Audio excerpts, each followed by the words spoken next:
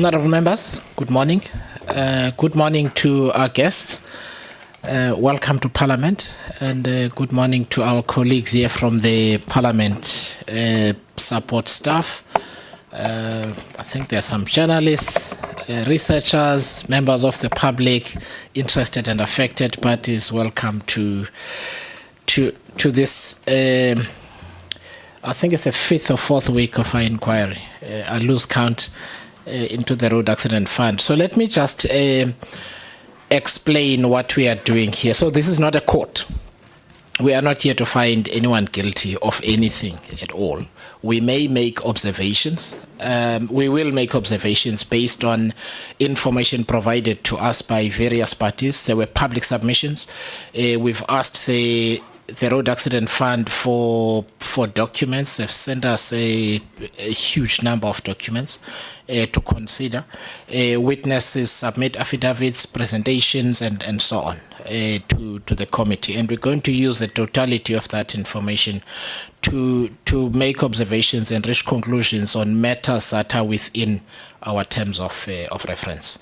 The way this process is going to work, or is working, is that once we do our draft report, the parts of the report that pertain to any of the witnesses that came here will be sent to them for further comment, so that we can have as complete a report as possible. So this is not an accusatory process, it's an inquisitory process, or a fact-finding process. You will also note that unlike the ad hoc committee, we don't have an evidence leader and all of that. So this is merely a heightened oversight by the committee. So we still do the work ourselves. We consider the documents ourselves. Okay, in fairness, the Parliament team supports us in doing that. But we are doing everything ourselves.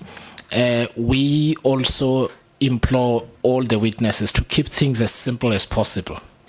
So occasionally I will stop any of you to then say, what does that mean?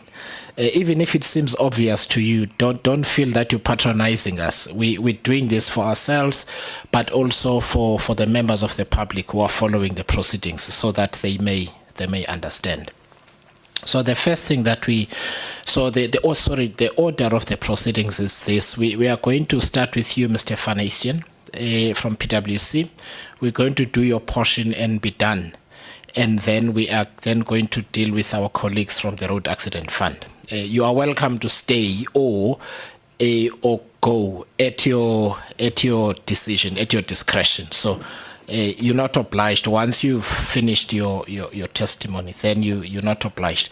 Similarly, the colleagues from the Road Accident Fund, you will not be sworn in right now. So if you want to quickly go and grab something at Woolies, you really are free to do so. You will be sworn in when we start. Of course, you are welcome to observe the proceedings and listen, but you're not obliged to be here every minute. So we won't get upset if you step out to do something while we are dealing with PwC, but you are welcome to stay. So we swear our witnesses in.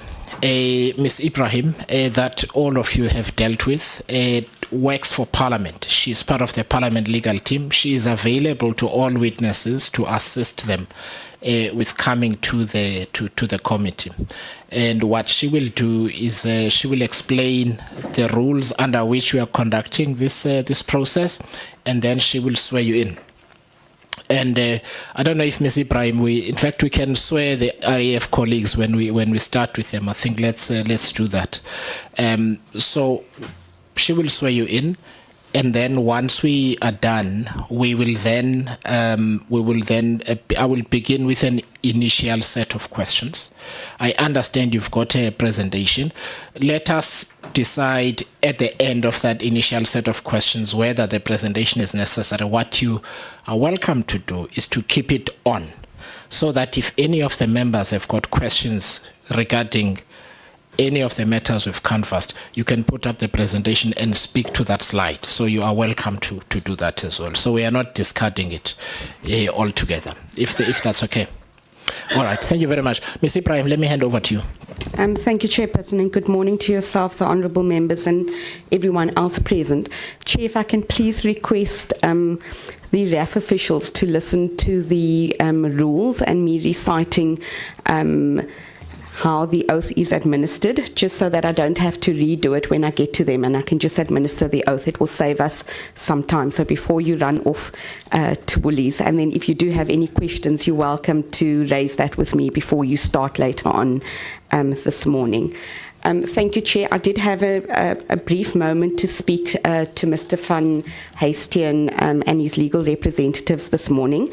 I did indicate to them that in terms of the committee's terms of reference, the legal advisors and representatives of the witness will not be allowed to participate in the proceedings, but to the extent that the witness feels it necessary to confer or consult with them, he may do so subject to your reasonable restrictions, Chair.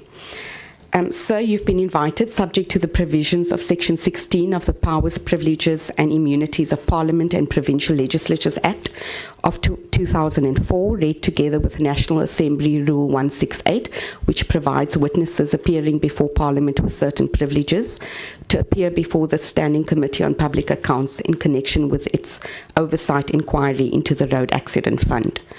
Please be informed that by law you are required to answer fully and satisfactorily all the questions lawfully put to you, or to produce any document that you are required to produce in connection with these proceedings. Notwithstanding the fact that the answer or the document could incriminate you or expose you to criminal or civil proceedings or damages. You are, however, protected in that evidence given under oath or affirmation before a House or committee may not be used against you in any court or place outside of Parliament, except in criminal proceedings concerning a charge of perjury or a charge relating to the evidence or documents required in these proceedings. Please be advised further that in terms of Section 17(2) of the Powers Act, a person who willfully furnishes a House or committee with information or makes a statement before it which is false or misleading commits an offence and is liable to a fine or imprisonment for a period not exceeding 2 years. So you'll now be required to either take an oath or to affirm that the evidence you are about to give is truthful. Do you have a preference between the oath or the affirmation?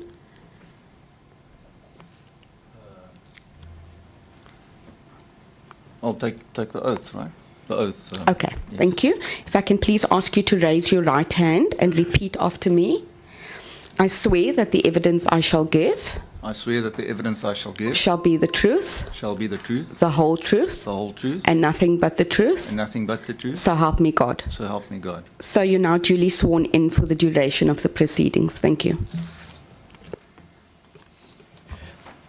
Thank you very much, Ms. Ibrahim. So let's get to it. But I'll first introduce why we have invited you to come here. So what the committee is looking into is with regards to the change in accounting policy of the Road Accident Fund has to do with the consequence thereof. That consequence has been a protracted dispute between the Road Accident Fund and the Auditor General, which dispute has resulted in expenditure exceeding 10 million rand between the two institutions themselves. That expenditure needs to be examined in terms of whether the board of the Road Accident Fund took a prudent decision in deciding to do so. But it becomes necessary to examine the pillars that would go into making a finding on prudence of that decision. That's what we are concerned here. It's not a technical review of the work. I noticed in the High Court judgment of the Road Accident Fund versus AGSA2 that they speak about the concept of judicial deference in that they are not auditors. We are also not auditors. So we will not venture into those matters unless it becomes necessary for the purposes of providing an explanation.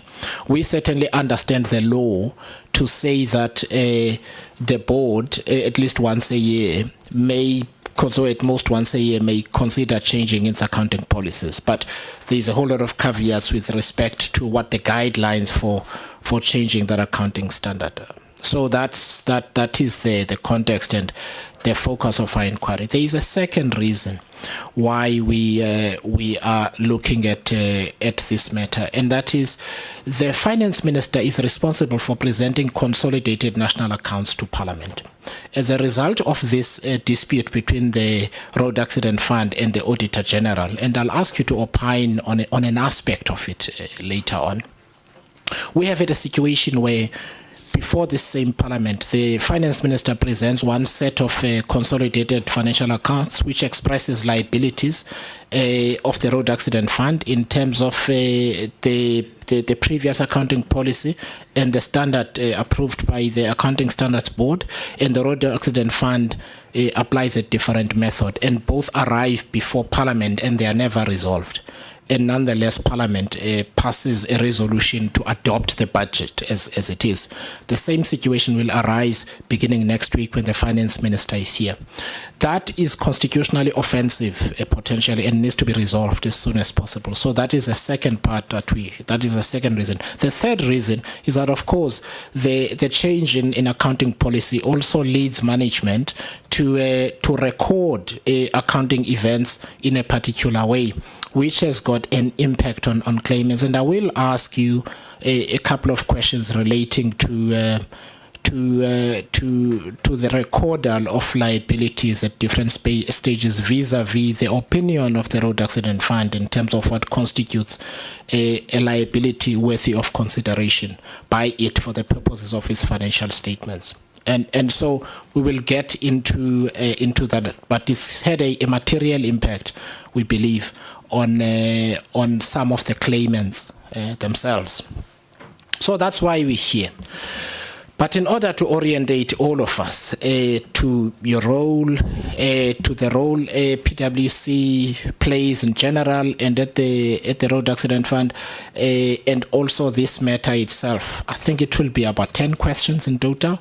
And then after that, we'll consider whether the presentation is necessary, and then we'll give the members an opportunity to have an interaction with you. And then I will come in at the end, and then we will wrap it up. It's not our day today with regards to cell phones, to cell phone interruptions. I am going to impose fines of up to 100,000 rand, depending on whose cell phone it is. If it looks like you may afford 100,000 rand, then we may impose a fine up to that, but it's up to, not exceeding 100,000 rand, as they tend to say. Okay. Thank you. So, Mr. Van Heestian, I will just ask you to just explain what you do professionally, first of all, and secondly, just explain to us where you fit in the totality of PwC's business. I understand there are different divisions of businesses within PwC. That's because we're going to have, we had somebody from the advisory business. On Friday, we have you here, so you need to tell us which business you come from. And then we will have another colleague of yours assisting us in this process on a different matter. So if you can just do those two things initially, and then we'll start getting into some of the issues. Right. First of all, just good morning, Chair. Good morning to the honourable members and the attendees here this morning. My name's Johan van Heestian. I'm a partner at PwC. I'm part of our assurance division, specifically. And Mr. Chair, at the sorry, Mr. Van Heestian, so you'll forgive me for this. So these microphones assist with the streaming for Parliament TV. So if the microphone is doing that, there'll be a person who walks in here and waves at the secretary. It's because they can't hear you. So just try and have the microphone closer to your mouth, yeah. And all of you, the colleagues from the RAF are used to it. All right, Mr. Chair, I'll give that a go again. Hopefully that's better. So good morning, my name is Johan van Heestian, Mr. Chair, and also good morning to the honourable members and the attendees here this morning. Mr. Chair, just in terms of where I fit in, I'm a partner at PwC. I'm a partner in our assurance division specifically. And important, Mr. Chair, to also mention right at the outset, I was not the engagement leader that specifically led this engagement at the RAF, so I was not specifically involved in the initial in the initial contracting or the initial discussions, or in delivering or executing the report.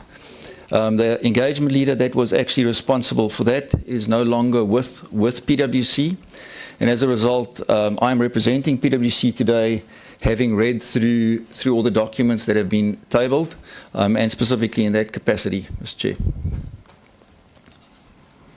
All right, that's fine. So can you just explain which part of PwC you come from? So, Mr. Chair, so I am part of our assurance division, and our assurance division, that's the division that's actually responsible specifically for assuring accounts, issuing opinions on audited financial statements and the like, and all other aspects as it relates to the auditing pronouncements, so all the various parts of what normally assurance is provided on, and then specifically in this instance also in relation to providing certain accounting related professional services. All right, thank you very much. Can you just tell us about what was PwC asked to do on behalf of the Road Accident Fund? So, Mr. Chair, PwC was asked to provide professional services and advice in relation to the technical implementation of IPSAS 42 on social benefits, and we were asked to do so post the decision having been made by the board of the RAF. Okay, so can we just canvass the decision? So can you explain what decision you are referring to when you say post the decision? So, Mr. Chair, based on my reading of the documents, the decision to be made, or that needed to be made, consisted of two parts, and that was in relation to, first of all, a voluntary change in accounting policy, and secondly, it was also in terms of the application of an appropriate standard for that purpose, which was identified by IPSAS 42. In terms of the decision being made, based on my reading of the documents and evidence provided, that decision was a decision that was taken by the board of the RAF based on recommendation of the audit committee. The recommendation of the audit committee was provided on the 23rd of April 2021, whereafter it was recommended to the board of the RAF to adopt the change in accounting policy and use IPSAS 42 in its application. The board of the RAF then specifically made the decision to change the accounting policy and use IPSAS 42 in that process. PwC was actually not required to advise at all in making that decision or in the decision to apply IPSAS 42. And in that case, Mr. Chair, maybe it makes sense if I actually just take the committee through a detailed timeline to further unpack that. So I've indicated that on the screen. So on the 20th of April 2021, the RAF actually issued a request for quotation. On the 22nd of April, there was a mandatory online briefing which was attended by all the tenderers, including PwC. On the 23rd of April 21, the audit committee of the RAF board actually met to discuss the proposed accounting policy change from IFRS 4, which was the standard that had been applied up until that point, to change it from IFRS 4 to IPSAS 42. And then the audit committee also recommended to the RAF board to consider approving the change in accounting policy in principle and the application of IPSAS 42. Then specifically on the 28th of April, the RAF board took the decision to change the accounting policy and to apply IPSAS 42. And it was also on the 28th of April that PwC submitted its response in relation to the RFQ, and on the 3rd of May, only after the decision had been made, PwC was notified to be the preferred supplier in relation to the RFQ at an amount of circa 780,000 Rand. And after that, on the 7th of May, the statement of work was signed, and we thereafter issued our report specifically in relation to the accounting technical review findings of IPSAS 42 and its implementation at the RAF on the 24th of May 2021.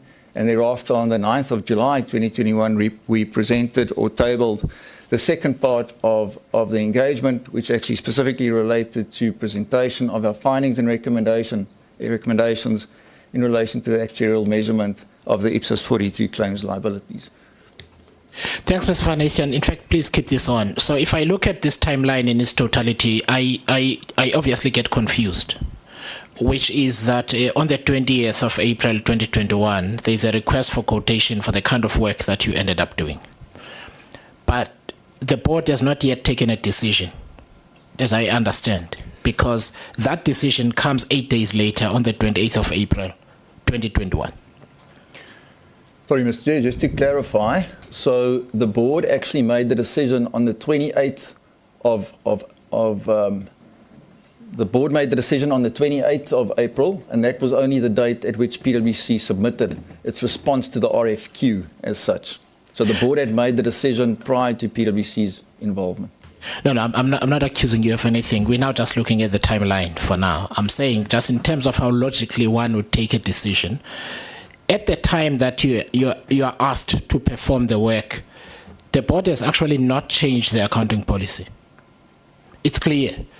If you consider, and we'll canvass this with the Road Accident Fund, I'm just saying, you and me, is sitting outside the Road Accident Fund, on the 20th of April, which means prior to that date, a decision is taken to issue that RFQ. That decision predates any decision of the board, which only comes on the 28th of April. Mr. Chair, that's correct. The RFQ was issued on the 20th of April. The board had actually made the decision on the 28th of April to change its accounting policy and use IPSAS 42 for that purpose, and PwC only got involved thereafter.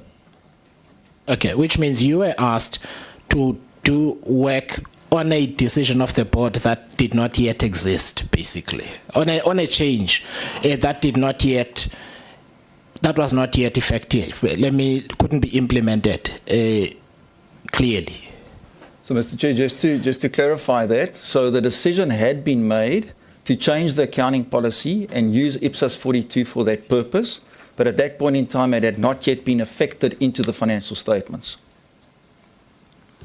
Okay, I know I said I'm going to ask a few questions, and please take your time with this. So let's walk through, and I'll give you Honorable Maduna. Maybe you'll ask, he's an auditor, I'm not, and maybe you'll ask the questions better.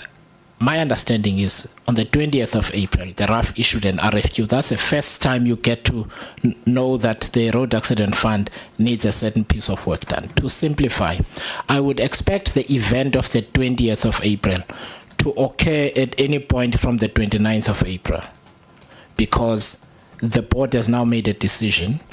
And if what you are saying is true, that you were not part of the decision to make to change the accounting policy, there's no reason to ask you to do anything absent of the authority of the board that it may be done, unless the board needed that information. And I know that you couldn't do that information before the 28th.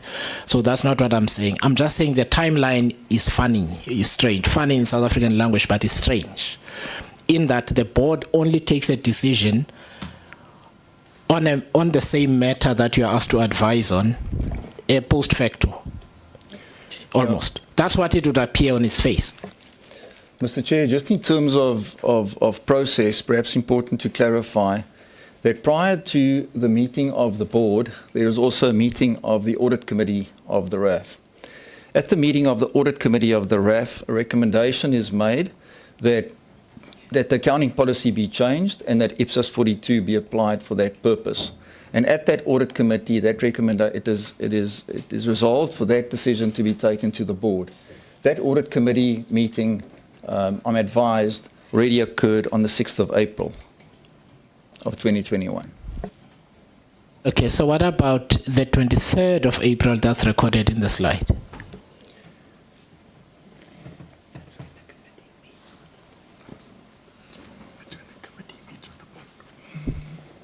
So on the 6th of April, Mr. Chair, that's when the Audit Committee actually met. Then on the 23rd of April is when the Audit Committee, post their initial meeting, actually meets with the RAF board to discuss the proposed change in accounting policy and recommend its change. And thereafter, on the 28th of April, the board actually makes a decision to that effect. Okay, so whatever happened prior to the 20th, it's clear that it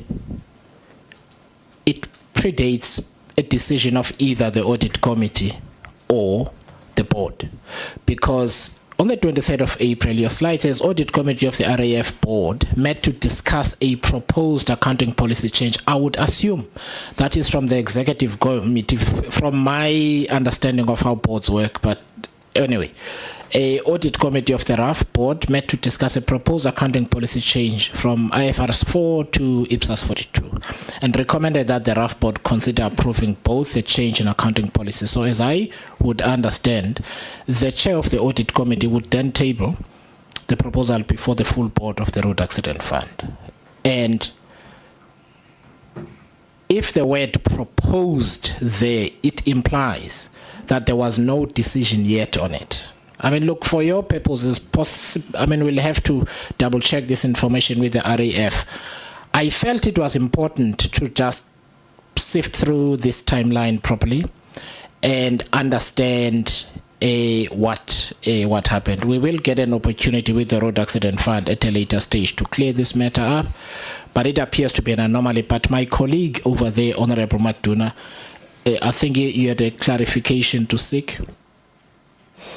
No, thanks, Chair. Good morning to you, Chair, colleagues and colleagues of RAF. And no, Chair, shortly, I just wanted to check, given the timelines that the audit committee would have taken the decision, which would have been approved by the board of changing from IFRS 4 to IPSAS 42. I want to check on the 28th of when you submitted a response to the RFQ, perhaps, Chair, what will assist us is to find out what was the scope of the RFQ. No, we can. In fact, that's the next question. I just wanted to clarify this timeline first because it is important.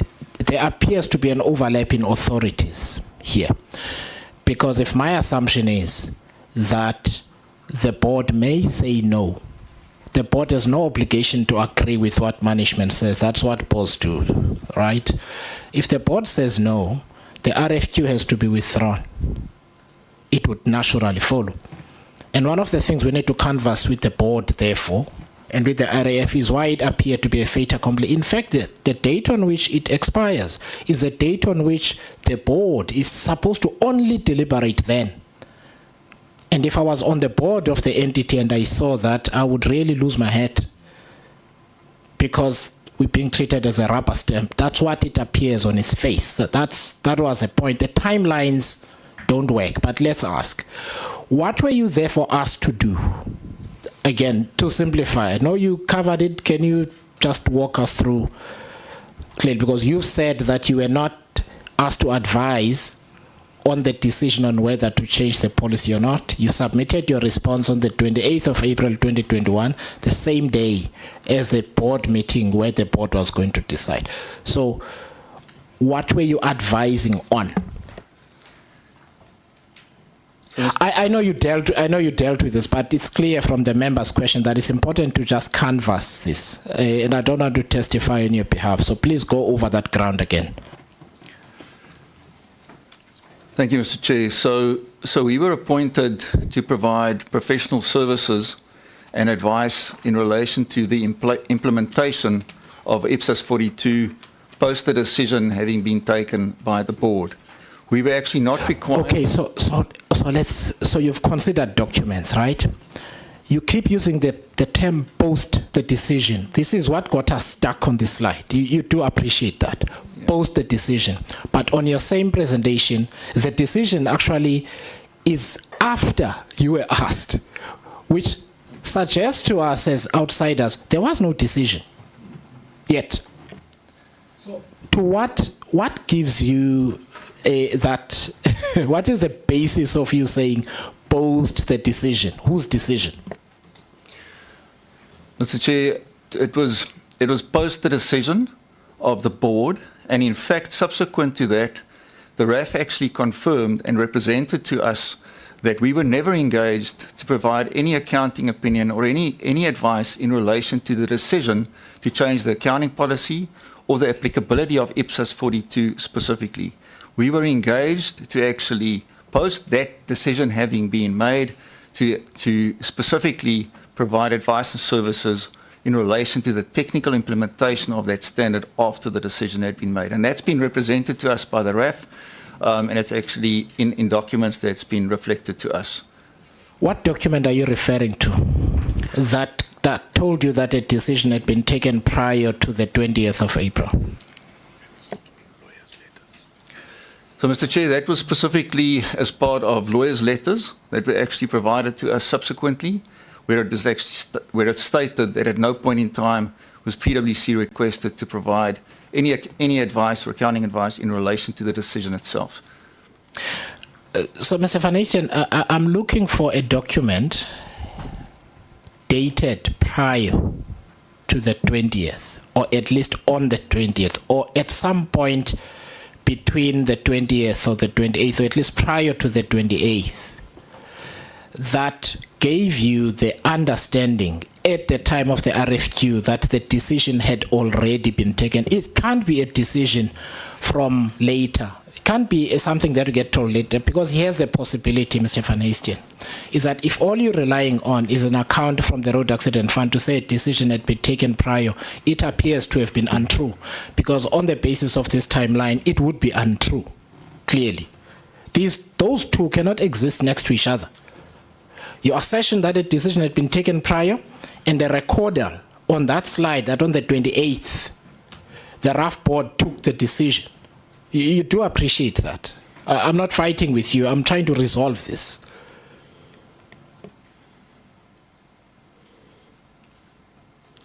Mr. Chair, to be honest, I'm struggling a bit to just follow. If you could just take me through that again. Okay. So when you presented, when we asked you what were you asked to do, I am going to play back what you said in my own words. We were asked to advise on the implementation of the board's decision to go with IPSAS 42. That's what you were asked to do. Would that be a fair representation of what you were asked to do? Okay. You were then asked on the 20th of April 2021. We know that. We've also confirmed with another advisory firm. Right? So that happened on the 20th. But according to your records, the board took that decision on the 28th of April, which means it could not have been the board's decision prior to the 20th of April. You understand that? Yep. That's my proposition to you, that if you're going to use the term post the decision only applies 1 minute after that board resolution is made on the 28th. It can never be before. It simply cannot. So, Mr. Chair, that is correct in the sense that the RFQ was actually issued on the 20th, and that date of the issuance of the RFQ was prior to the 28th of April, which was the date on which the RAF board took the decision to change the accounting policy and apply IPSAS 42 for that purpose. In terms of the response that we provided in relation to that RFQ, it was always under the understanding that the advice that we will be providing is post the decision having been made, and specifically in terms of documentation that that specifically states that, Mr. Chair, we'll probably have to take that away and just see how we can actually provide that to you specifically. But our understanding was definitely that we were providing the work that we were doing post the decision having been made by the board. Okay, can you at least provide us with an approximation of when, and you are welcome to consult any documents you have with you. If you need like a minute or so to consult those, you really are free to do so, and your colleagues may assist you in that regard. So we do allow that because you are on the microphone. What we need to get onto, because it is very pertinent to what we're looking into, which again, like I said, is the prudence of the decision. To understand at which point were you told that a decision had been made? Or maybe let me ask the question in this way. How did you establish that the board took that decision on the 28th of April?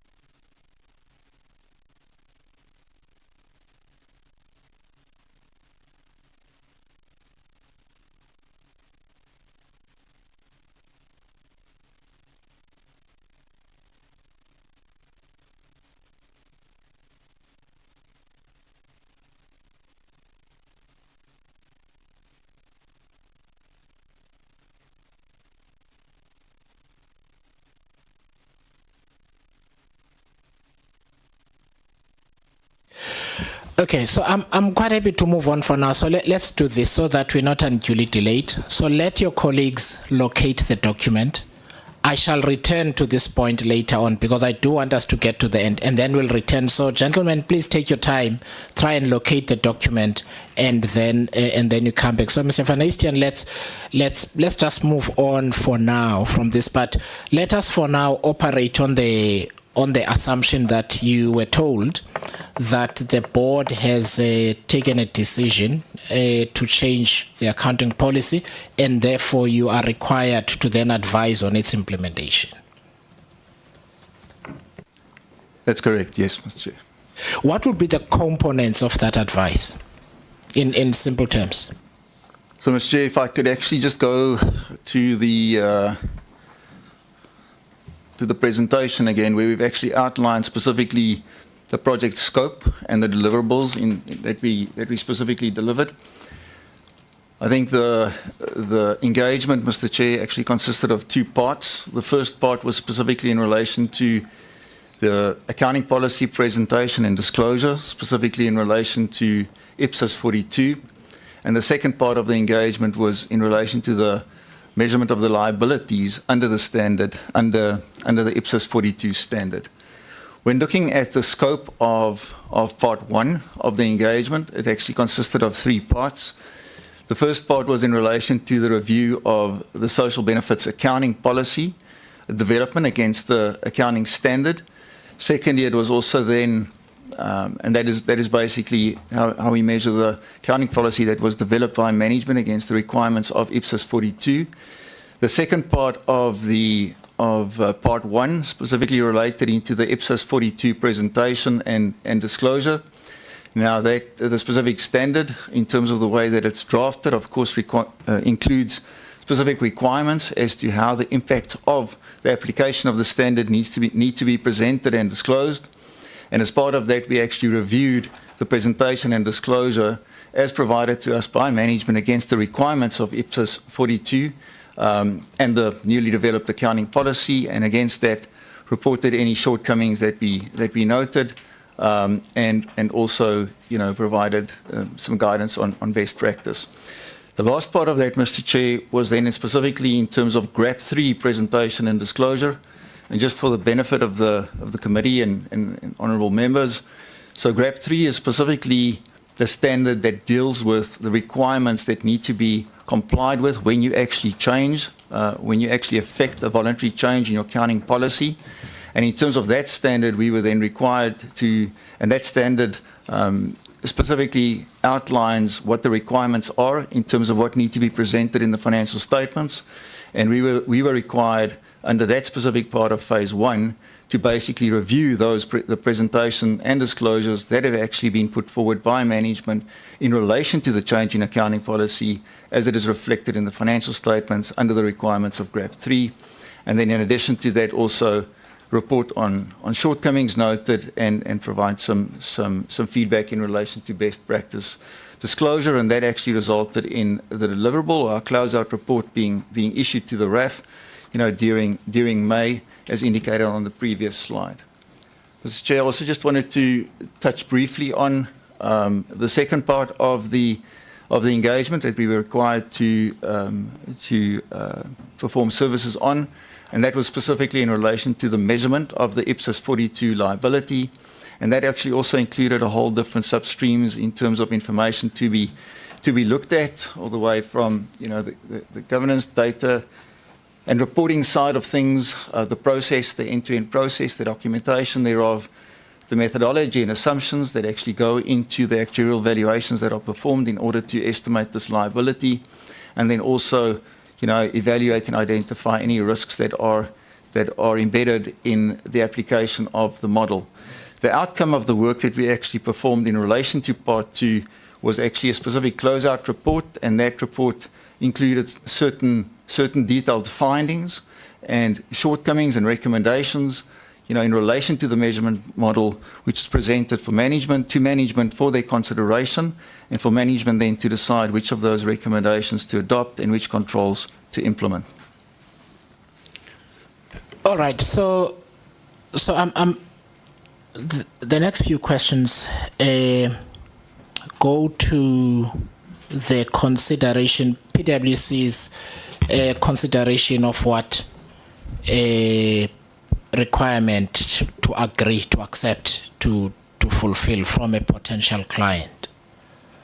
So if a client were to ask you, and I'm using this as an analogy now, to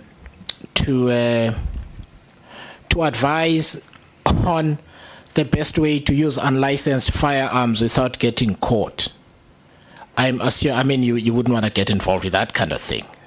I mean, we're not talking about the same gravity here in terms of public safety, but the point I'm making is that the organization has, for its own risk management, I'm assuming that it has processes that help it to determine whether it should accept a brief or not. Right? In other words, you look at what we are being asked to do here. Is it something that we should get ourselves involved in? Do you undertake that kind of process? Mr. Chair, just to clarify the question, is that specifically in relation to acceptance considerations prior to taking... That's the term I was looking for, acceptance. Yeah, sorry. Mr. Chair, so in response, the answer to that question is yes, we do actually undertake acceptance considerations prior to engaging into a specific piece of work. Would those considerations include whether the client is asking you to do something that is allowable or not?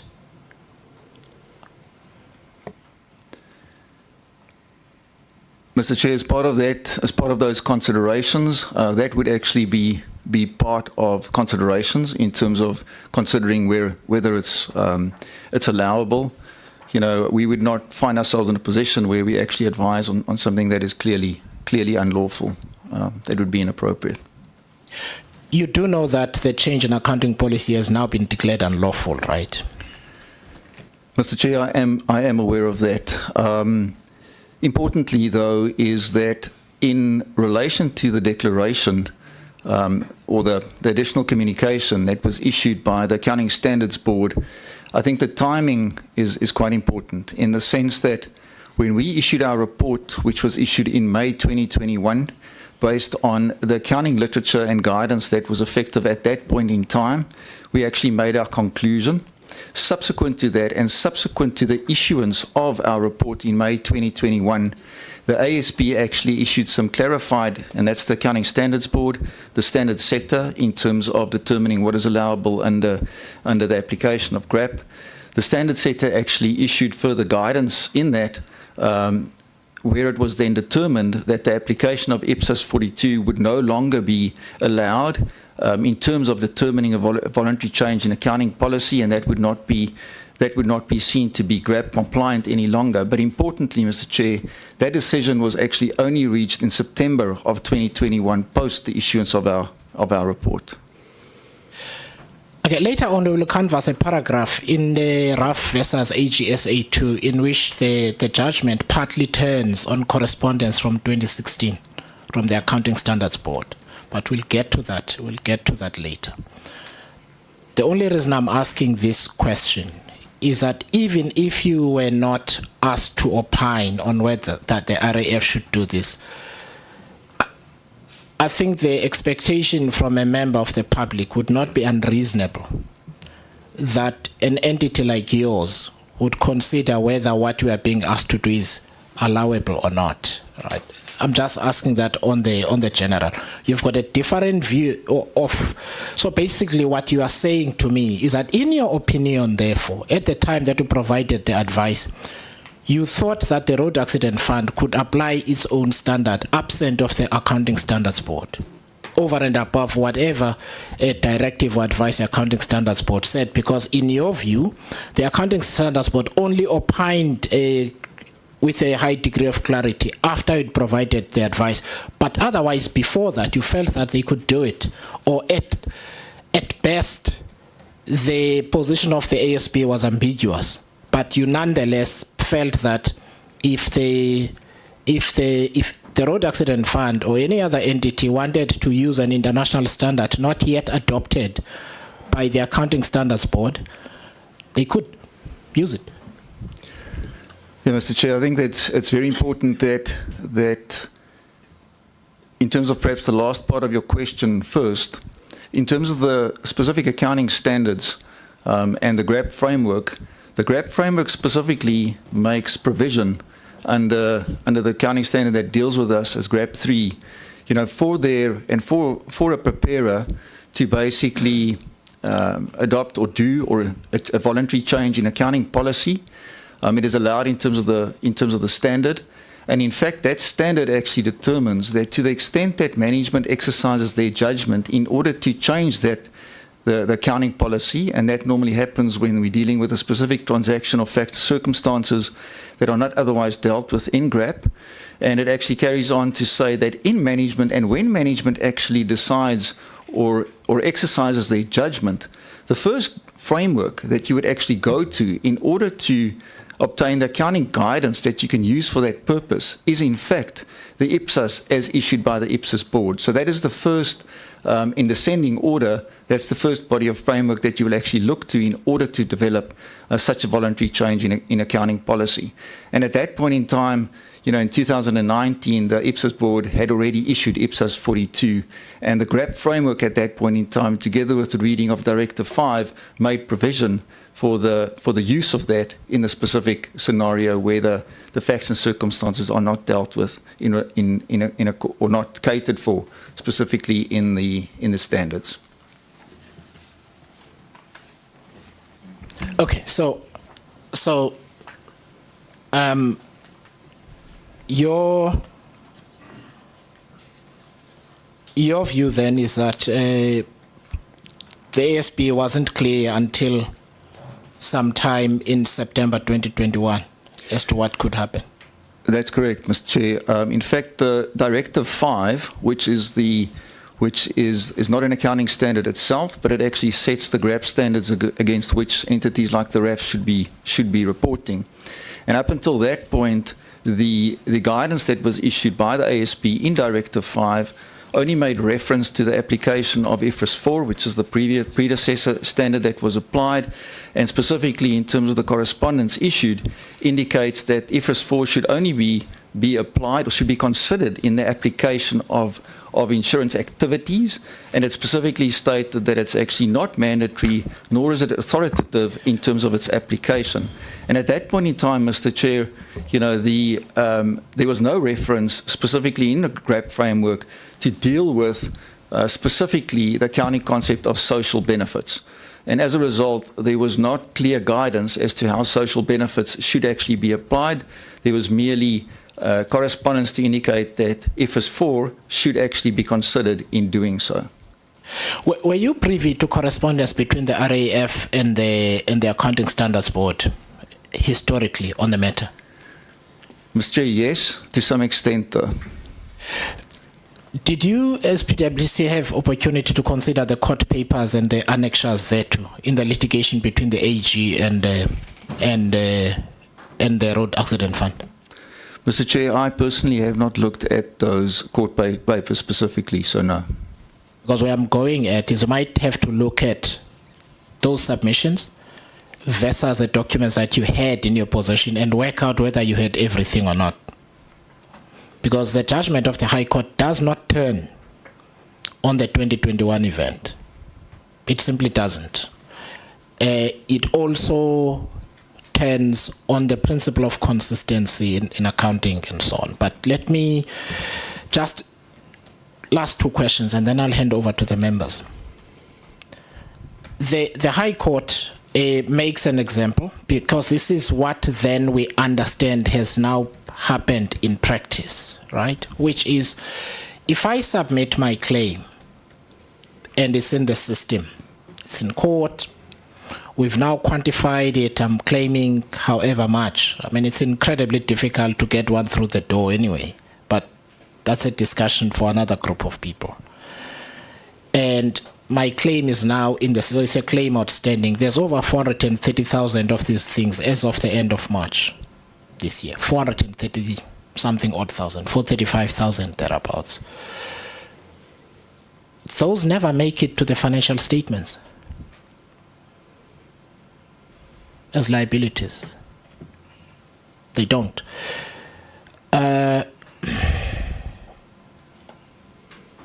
and the court makes an example, a pending lawsuit may, for example, qualify as such an uncertain event, a contingent liability. The RAF simply ignores this in its 2020-21 financial statements. It, even without proper explanation, fails to make provision for any contingent liabilities at all. If you found out that was happening after your advice, would you feel it is consistent with what you would have advised the RAF to apply? Because if I've submitted a claim, my documentation is in. The matter is in court. I've now made some claim. So it's not a mystery. It's not even in the category of those that we don't know that the actuaries will tell us about. We know now that it's in court. And it never makes it as a contingent liability at all. It just does not exist. Would you say that is consistent with the advice that you provided to the Road Accident Fund? Mr. Chair, to be honest, exactly in terms of at which stage of the process that liability gets recognized, that's probably a question that I can't directly respond to at this point in time, in terms of the processes and the systems, because I do understand there are different stage gates which would determine when that liability is recognized. Okay, you do this work with other clients, right? Sorry, Mr. Chair, in terms of providing. Or even as even as a main auditor with other institutions. That's correct, Mr. Chair. Yes. One of your clients is being sued for R1 billion. The matter was argued in court a month before the conclusion of the financial statements. The decision has not yet been made. Does that entity have any obligation whatsoever to reflect that risk in its financial statements, even if it's in the notes?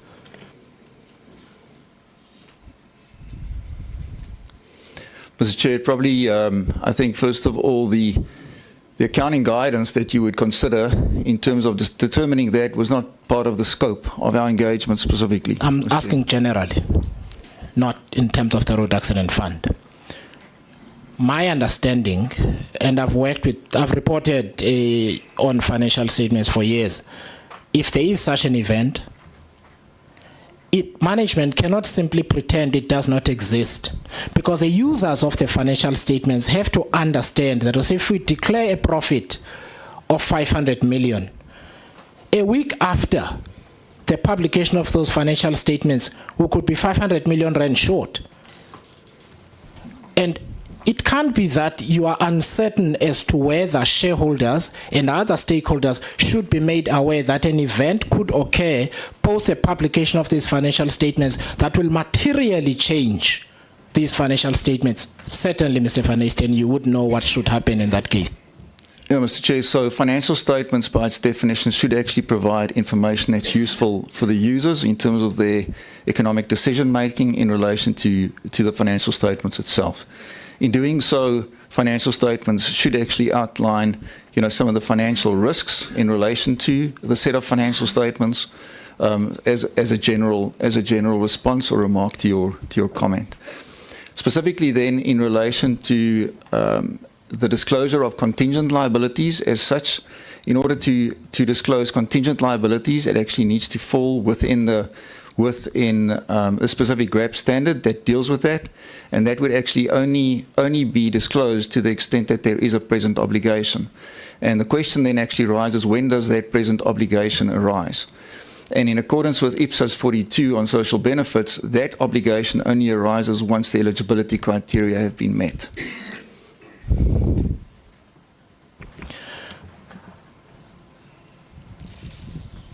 And that's in terms of IPSAS 42. That's correct, Mr. Chair.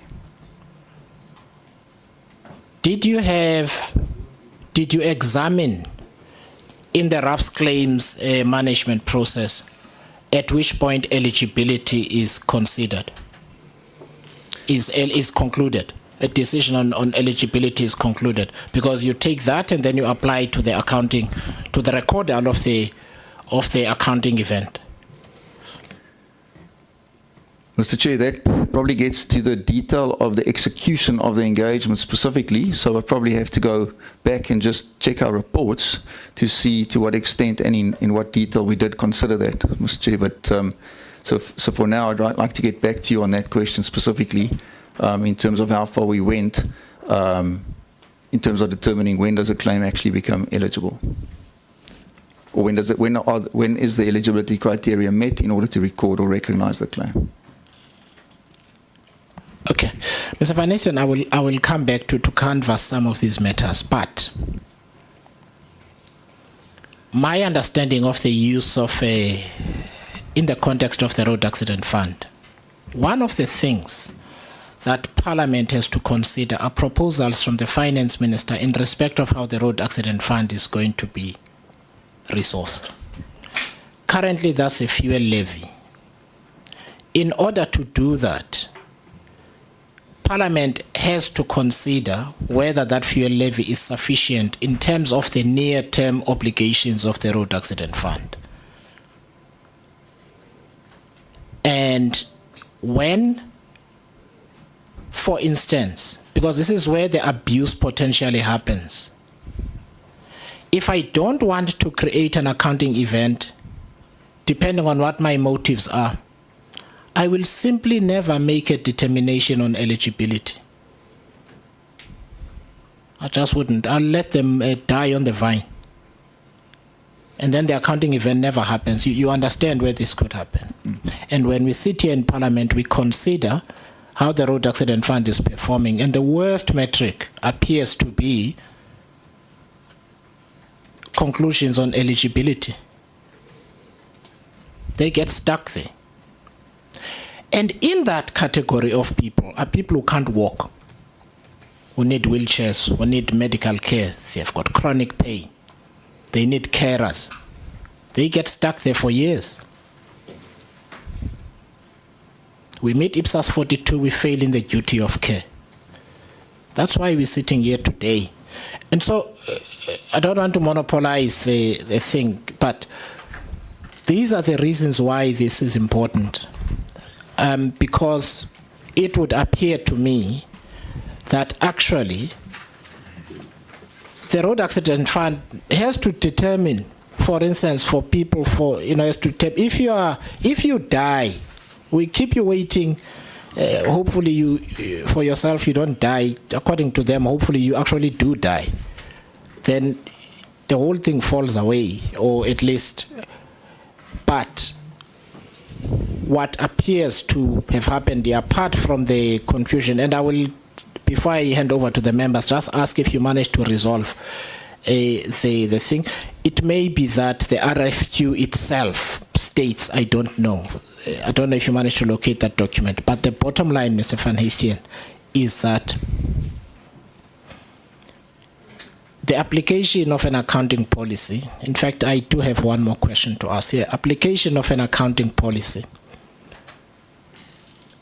has had the effect of the road accident fund, as the judgment saying, just simply writing contingent liabilities wholesale at the stroke of a pen out of existence, such that then Parliament has to rely not on the information from the road accident fund, but from the Finance Minister without the assistance of the road accident fund at all, to determine what the provision should be. That is part of the effect of these kind of decisions, and this committee has got to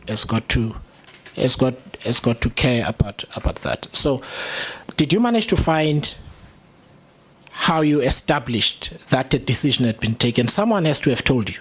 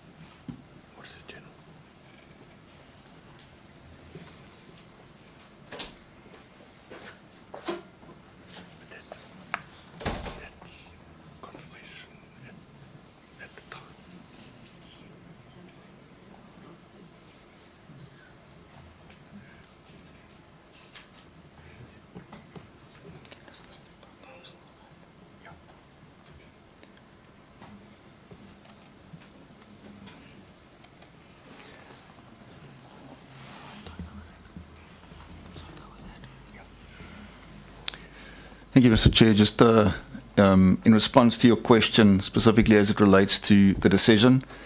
So, Mr. Chair, first of all, in our proposal document in response to the RFQ on page 8, we, under our understanding of your requirements, we specifically indicate that we further understand that the RAF have used IPSAS 42 to develop an appropriate accounting policy for the treatment of the liabilities arising from the RAF social benefit scheme.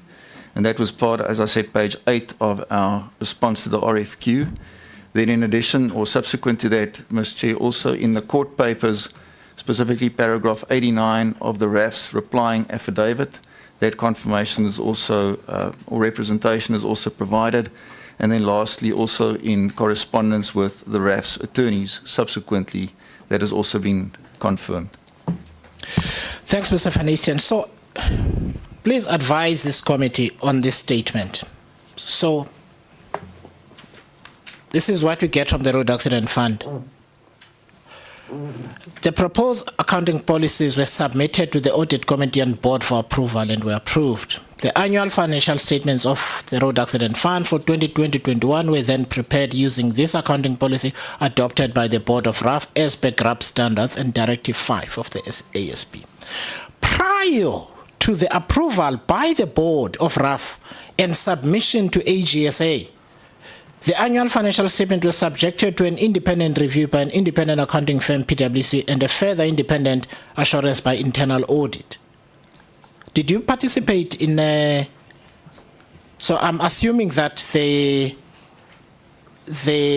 Road Accident Fund changed its accounting policy, applied IPSAS 42, and then you performed an assurance on those financial statements. Would that be correct?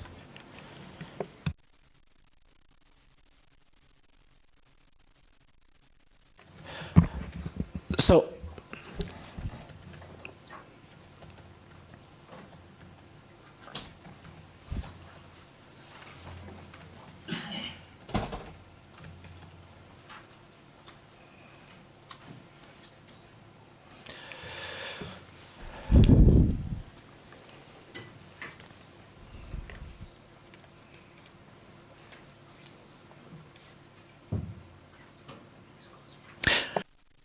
to the slide with your timeline, because we need to test the veracity of the statement. Sorry, Mr. Chair, would you like me to Timeline, the respond? timeline. No, just go back to the timeline. Thank you. So, this statement, let me read it again for ease. And I'm sorry to belabor this, but I do suspect that it is important. So, but your own account here under oath is that you only submitted your response to the RFQ on the 28th of April, correct? That's what we see. Right. On the 28th of April also happens to be the same day on which the board took its decision. Right? It is now apparent, right? So there was no prior decision. Whatever you were told, there was no prior decision before that, because even the audit committee met and took that and considered that decision prior to you even submitting a proposal. So when somebody says to me, and I want you to say true or false or some version of it, prior to the approval by the Board of RAF, and that would then be the 28th, the annual financial statement was subjected to independent review by an independent accounting firm, PwC. It could either mean that, or it could mean you played another role later of doing quality assurance on the financial statements in line with IPSAS 42. Which of the two events is it?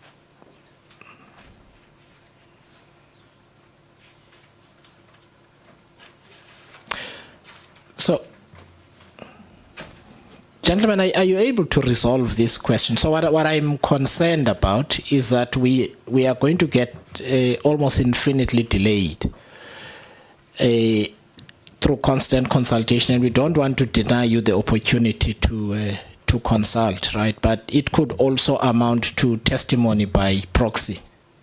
You understand? And I don't know how the members feel. That I feel that if it's really difficult for you, Mr. Van Heestian, to answer these questions because you were not involved, notwithstanding, we're gonna need to get the person who was. This is not sustainable at all. We're gonna need to get the person who does, and we understand that that person is no longer with PwC, so unless they've fallen off the face of the earth, we need to locate them and bring them here, because the sequence of events is unhelpful, and there are questions to canvass about your own assurance process before you accept a mandate, especially in light of you are now sitting here before Parliament on TV on matters that you possibly should have thought about at some point. So I'm just asking, how comfortable are you with the facts of this matter? Because we can leave things here and call the person, the specific individual, and in terms of the powers and privileges, Parliament can call any person. Any person. So we've got powers to call that person to appear here and clarify these matters to us. Well, Mr. Chair, I did read through the documentation in preparation for this session. Perhaps just in relation to your previous question, in relation to the review of the financial statements.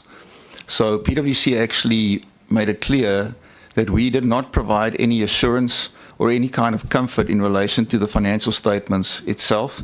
And in fact, when the media statement was made in relation to PwC having reviewed the financial statements in that context, we specifically corresponded and wrote back to the RAF to say that we cannot be quoted in that capacity because we didn't actually provide any assurance in relation to the financial statements themselves. Okay, so your answer is that such a submission to Parliament would be false. You did no such. I'm happy to read it again for, but basically you did not do what, let me read it, because then we need to deal with this with the Road Accident Fund. Prior to the approval by the Board of RAF and submission to AGSA, the annual financial statements were subjected to an independent review by an independent accounting firm, PwC, and a further independent assurance by internal audit. The things appear reversed. It should be internal, anyway.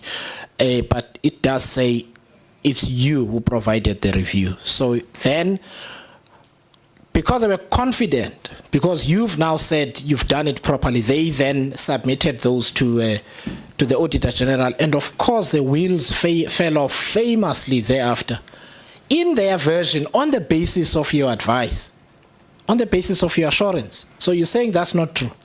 Ms. Chair, no, we did not provide any assurance in relation or independent review in accordance with any of the account or the auditing pronouncements that actually govern the provision of assurance or review engagements. Okay, all right, thank you. So let me just ask members, Mr. Van Heestian, what I don't want to do is to put you under pressure on matters that you may not be intimately familiar with, right? And we have to make a decision as the committee in terms of whether we continue with you or we call the person who was responsible for this, because then we won't have the he said, she said. For instance, it's difficult to still work out what happened there, and we might have to ask the RAF management to tell us why the timelines don't appear to match, or at least on what basis did they issue an RFQ prior to an audit committee meeting and prior to a board decision. That's for them to answer. Members, can I just get some views? If you can just allow me to get some views on how you think we should proceed at this point. Okay, Honorable Madlala, you are first, Honorable Atkinson, Honorable Skosana, and then Honorable Beasley. Thank you, Chair, and greetings to everyone. My opinion is that we should get the person who is dealing with the matter, because we want specifics. We don't want a rhetorical understanding of facts. For example, if we want to know if there was a meeting, who was there, we need someone who was in the meeting, who would say, these are the executives I interacted with, this is the advice I gave to them, and this is what it meant in terms of their own application of the standards. And I think it would be unfair to ask from someone who will give a framework of how things generally operate. We want dealing with specific matters here. Thank you. Honourable Atkinson. Chair, yes, I'd support the view that we get the person that was actually involved in this. I do think it's a little bit difficult because it is so precise and specific, the information that we require. It's quite difficult for you as a second-hand reader of a report to be able to provide the colour that we need. So I think we only see part of the picture if we're not actually talking to the person involved. Thank you. Thank you. Honourable Skosana. Yeah, no, thank you very much, Chair, and good morning to everyone.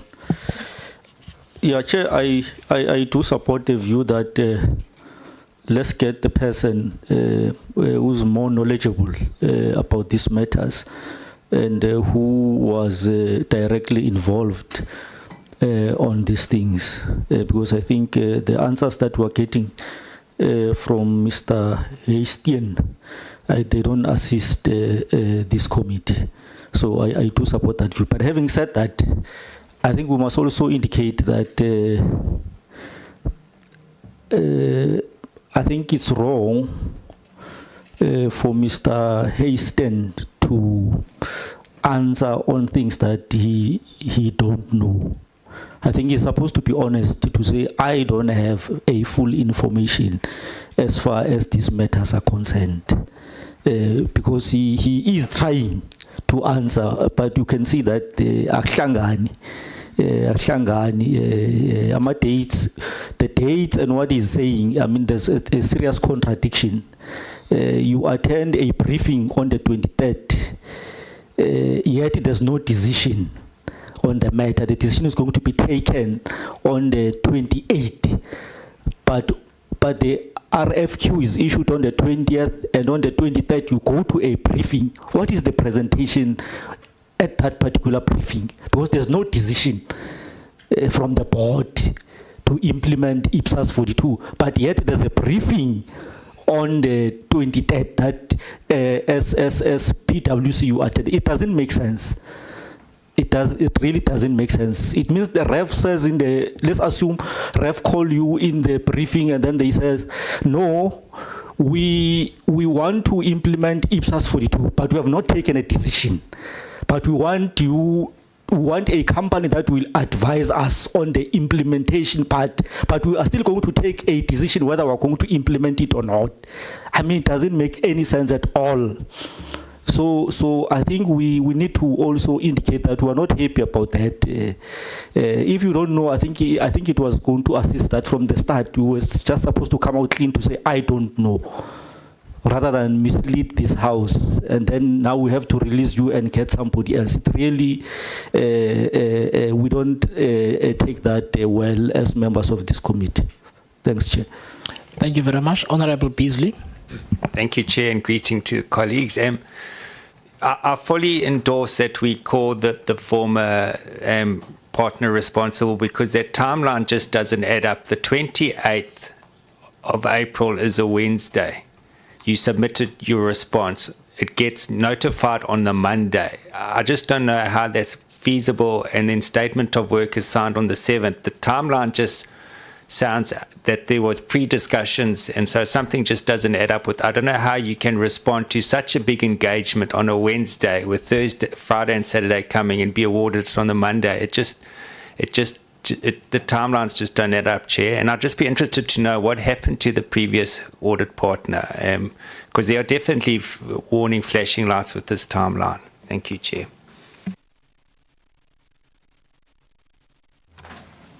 Mr. Chair, just a couple of remarks, if I may. I think just for the record, just to reiterate that at the start, I did mention that I wasn't part of specifically the contracting, the initial discussions on the engagement or in the execution of the arrangement. So I just wanted to state that for the record, first of all.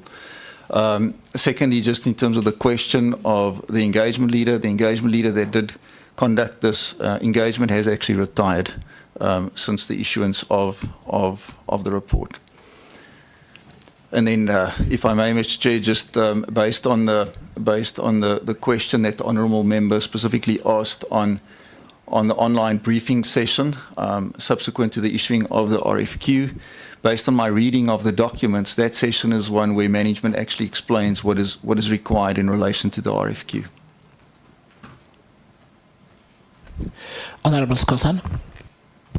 But what was the management explaining? Because at that time there was no decision. According to the decision was still going to be taken on the 28th.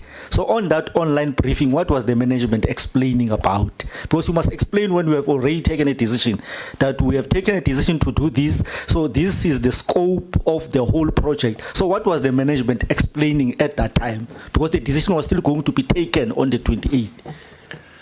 Through the chair, honourable member, yeah, as I mentioned, unfortunately, I did not present or attend the presentation as such, so cannot really comment on exactly what transpired and what was said at that meeting. Okay, so I'll see there's some hands up. When people attend a briefing, do they, subsequent to that, provide some kind of report, email or something of what was said in the briefing? Or they just keep that information to themselves? Not after attending a specific briefing, I don't believe that necessarily happens, no, Mr. Chair. Okay, so indeed what management said in that meeting really would be in the personal knowledge of the person who's not here, that we're gonna need for them to come here. Okay. Honourable Nontenja, I think I saw your hand, and Honourable Pila. And Honourable Nilmay. Thank you, Chair. I think you have covered this very well. We cannot be subjected to, from what I'm reading from the notes, from what I'm reading, we want somebody who's going to tell us exactly what happened, who was involved, not from what I'm reading. We can also read, and when you read, the interpretation depends on what you make out of what, your deductions of what you have read, not what happened. Thank you. Honourable Pila. Thanks, Chair. I concur with what Honourable Notenje has indicated now, because by the look of things, the gentleman and the committee, we are on the same page, because he has read it from the book or from the presentation, as we have also read it from the page or from the presentation. So we can't get answers what we are expecting from the person who is on the same page as ours. Thank you so much. Thank you very much, Honourable Pila. Honourable Nilmay. Thank you very much. And just finally, I am on the same page as my colleagues here. But there was just one thing that I wanted to check was which RAF executives or senior management were part of the team briefing. That's one thing we've not heard. Who were you actually dealing with in this whole process? Thank you. Okay, thank you very much. Do you want to deal with with that, or I don't want to answer on your behalf? Mr. Chair, yes, I can just respond to Honourable Member and say that, again, I was not part of those discussions specifically, so unfortunately I can't comment on that specific remark, Mr. Chair. Thank you. So I just have one or two questions before we then we then conclude. So is it recorded anywhere who the main liaison in terms of this work at the Road Accident Fund was? Who was your audit partner liaising with at the Road Accident Fund? So, Mr. Chair, based on my reading of the documents, I understand that Ms. Bernice Potgieter was very much involved in that, together with her team. Okay, Ms. Bernice Potgieter is here, so that will be helpful. Let me ask this as a final question. So,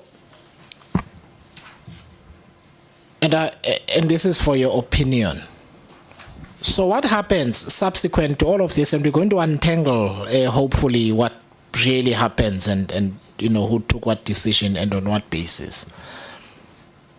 It would appear on the face of it that the only body that has the authority to set standards for the public sector is the Accounting Standards Board. Would you agree? That is correct, Mr. Chair, in terms of the application in South Africa. As a firm, would you advise any public entity to go outside the directives and guidance of the Accounting Standards Board? So, Mr. Chair, first of all, just in respect of the report that was issued in May 2021, we don't believe that was outside of the mandates of the Accounting Standards Board at that point in time when that specific opinion was issued. So, sorry, you just say that again. This last. So, Mr. Chair, what I was saying is in May 2021, when we issued our report, we don't believe that was outside of what the guidance was from the Accounting Standards Board at that point in time. What of course happens afterwards, Mr. Chair, is, as I explained, it becomes a bit academic because that is actually then the guidance is issued which specifically precludes the application of IPSAS 42 in the development of accounting policies.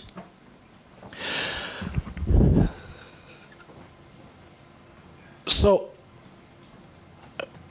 can you please opine on this? The Auditor General fulfills its function on behalf of this body, Parliament, and audits public entities.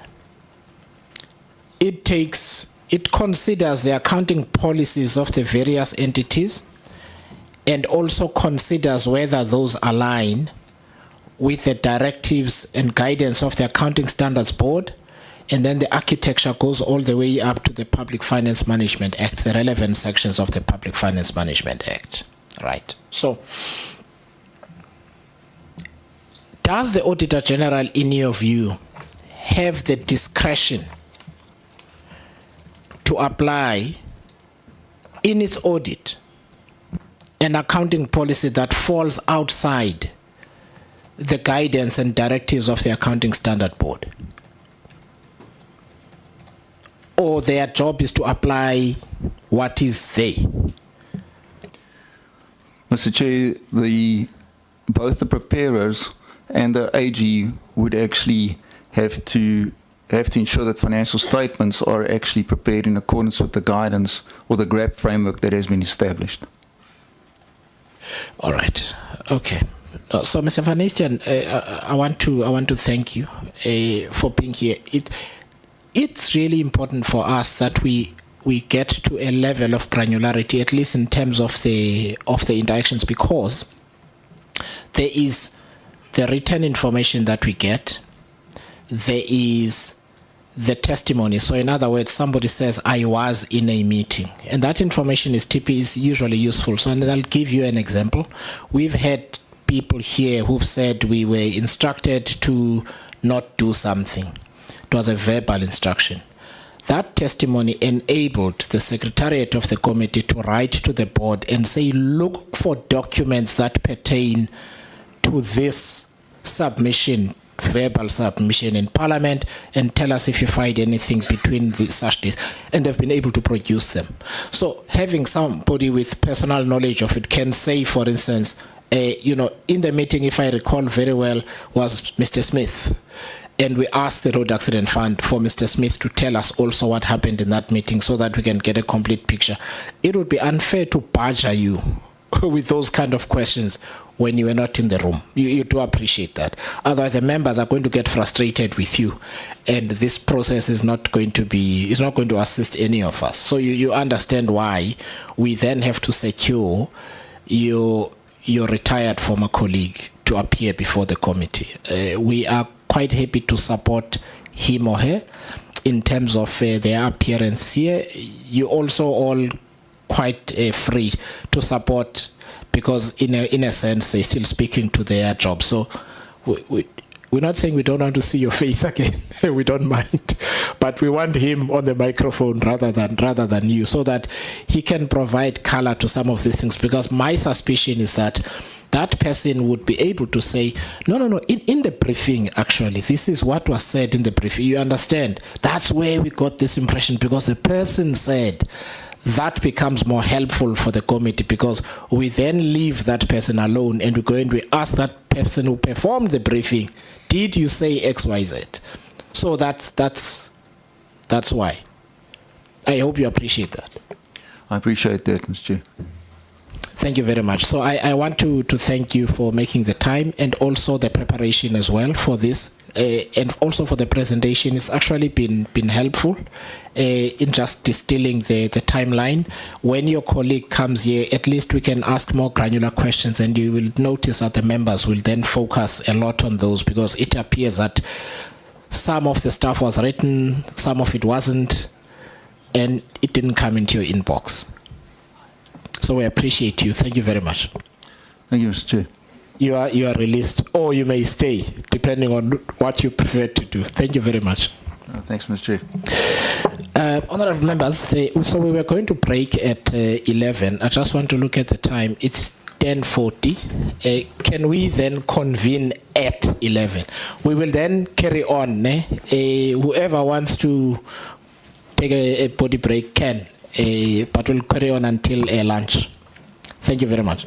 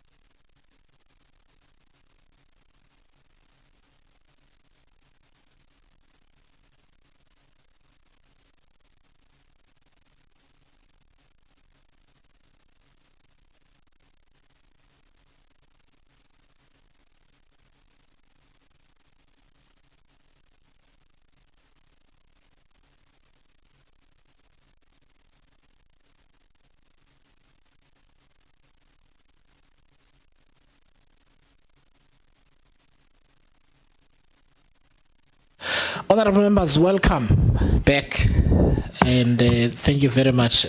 Colleagues from the Road Accident Fund, welcome to Parliament once more, and thank you very much for taking the seat.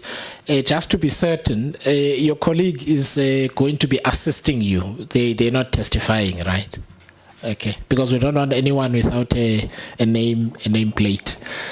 Otherwise, we call them what's his name, which we don't want to do. So, Ms. Ibrahim will simply administer the oath.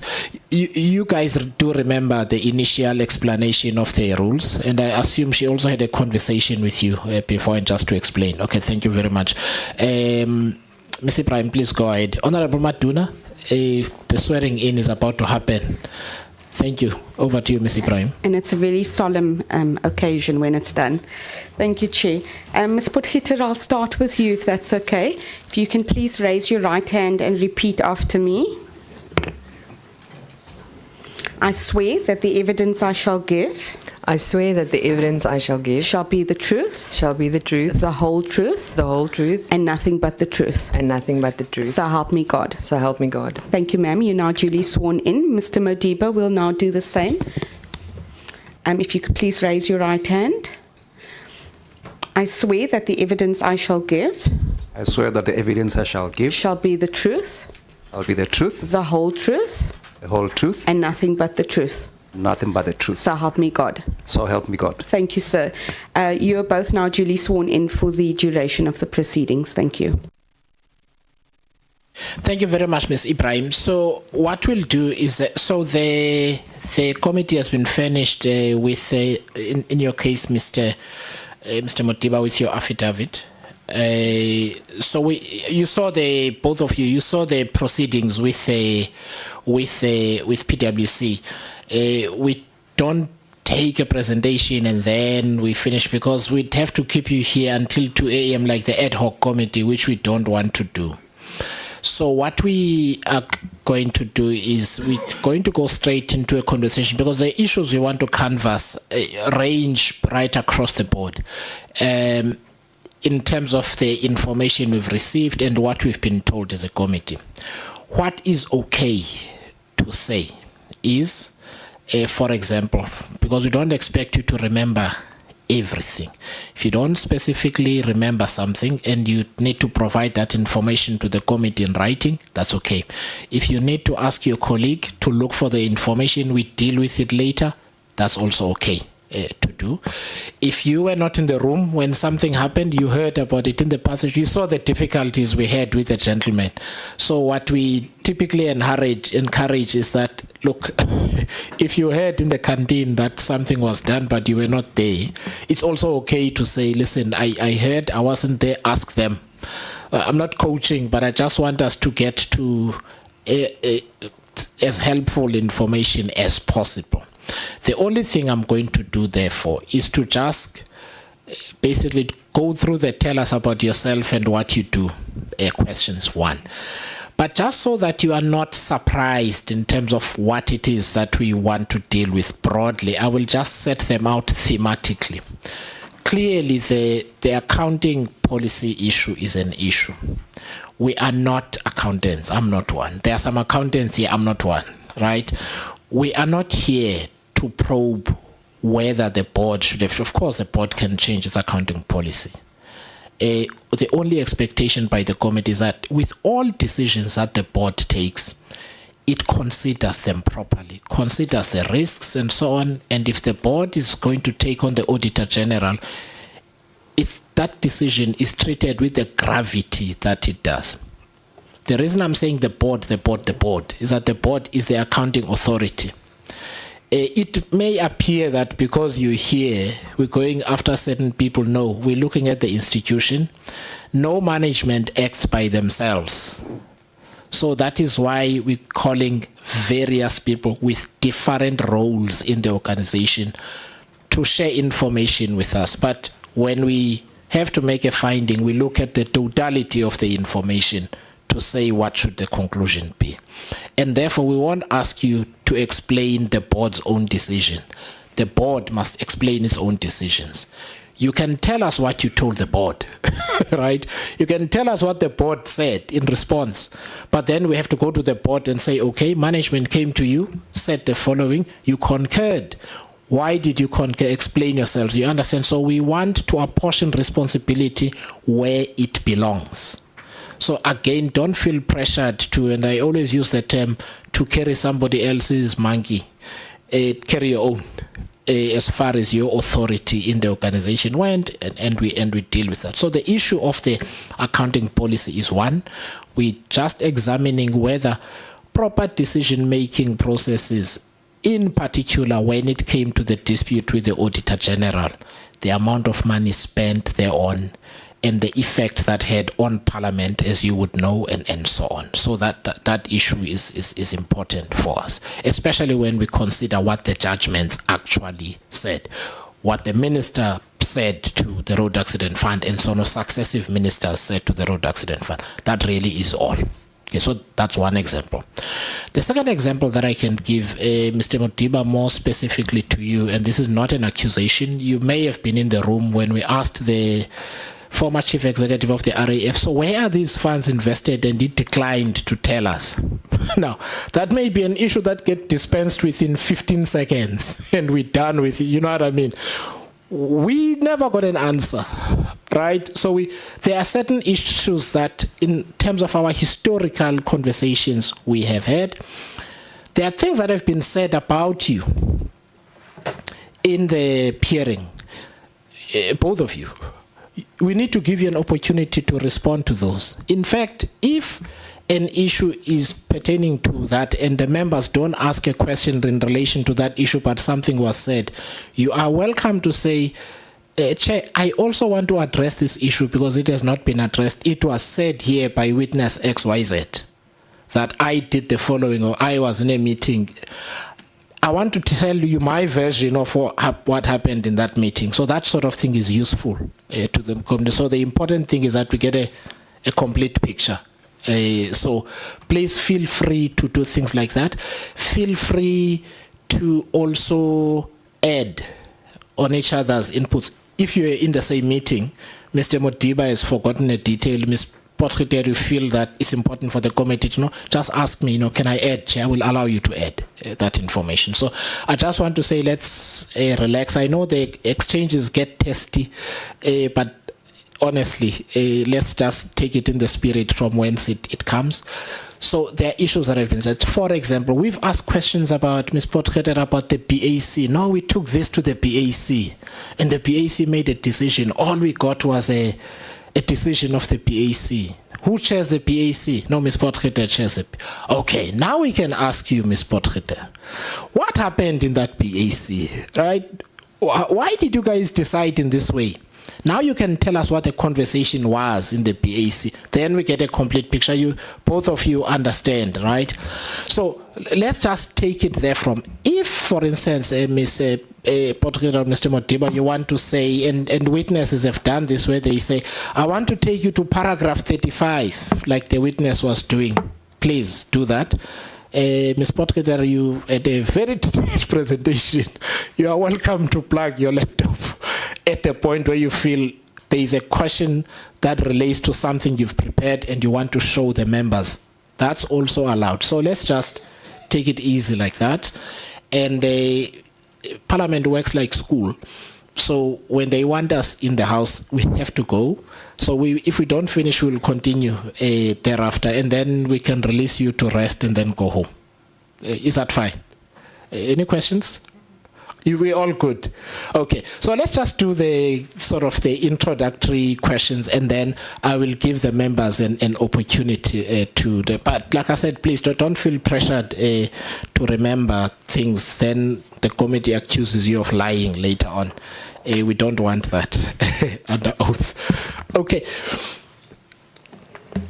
Ms. Potgieter, let me start with you. Can you just tell us, you're Chief Financial Officer, what you do in that role, when you joined the Road Accident Fund, the roles that you've played, and so on. Yeah, basically, just tell us a bit about yourself and what you do. Thank you. Thank you, Chair. Good morning, Chair. Oh, yeah, it's still morning, and honourable members. My name is certainly Bernice Potgieter. I am currently the Chief Financial Officer of the Road Accident Fund. I joined the RAF in 2010 as a senior accountant, straight out of articles. I then was promoted to the manager in financial accounting, subsequently to the senior manager in financial accounting. I did spend a bit of time in procurement, where I was seconded to procurement, and then I returned to my substantive role. And on the 27th of May 2021, I was requested to act as the CFO, and following that there was a recruitment process which I participated in, and I was appointed as the CFO on the 1st of March 2022. Did you join before or after World Cup? Before. Before? Yes. Okay. That's fine. So just tell us a bit about, so you say you were asked to act as CFO. When was that? The 27th of May 2021. Oh, so what had you been doing before? You were senior manager? Senior manager financial accounting. So you worked with Mr. Songelo at all? Yes, he was my senior. Okay, so he was general manager finance. Yes. You were senior manager finance. Correct. Right. And then you were asked to act. So am I correct in saying you then became his boss? You are correct. Okay, all right. Okay. Can I just ask, the members will go into the ins and outs of this thing. So just so that we locate you in the right timeline, you became acting CFO after basically became acting CFO when these guys that were here were busy with their work, or they were somewhere there. Yes, I think subsequent to, I think they issued their first report on the 24th of May, if I'm not mistaken.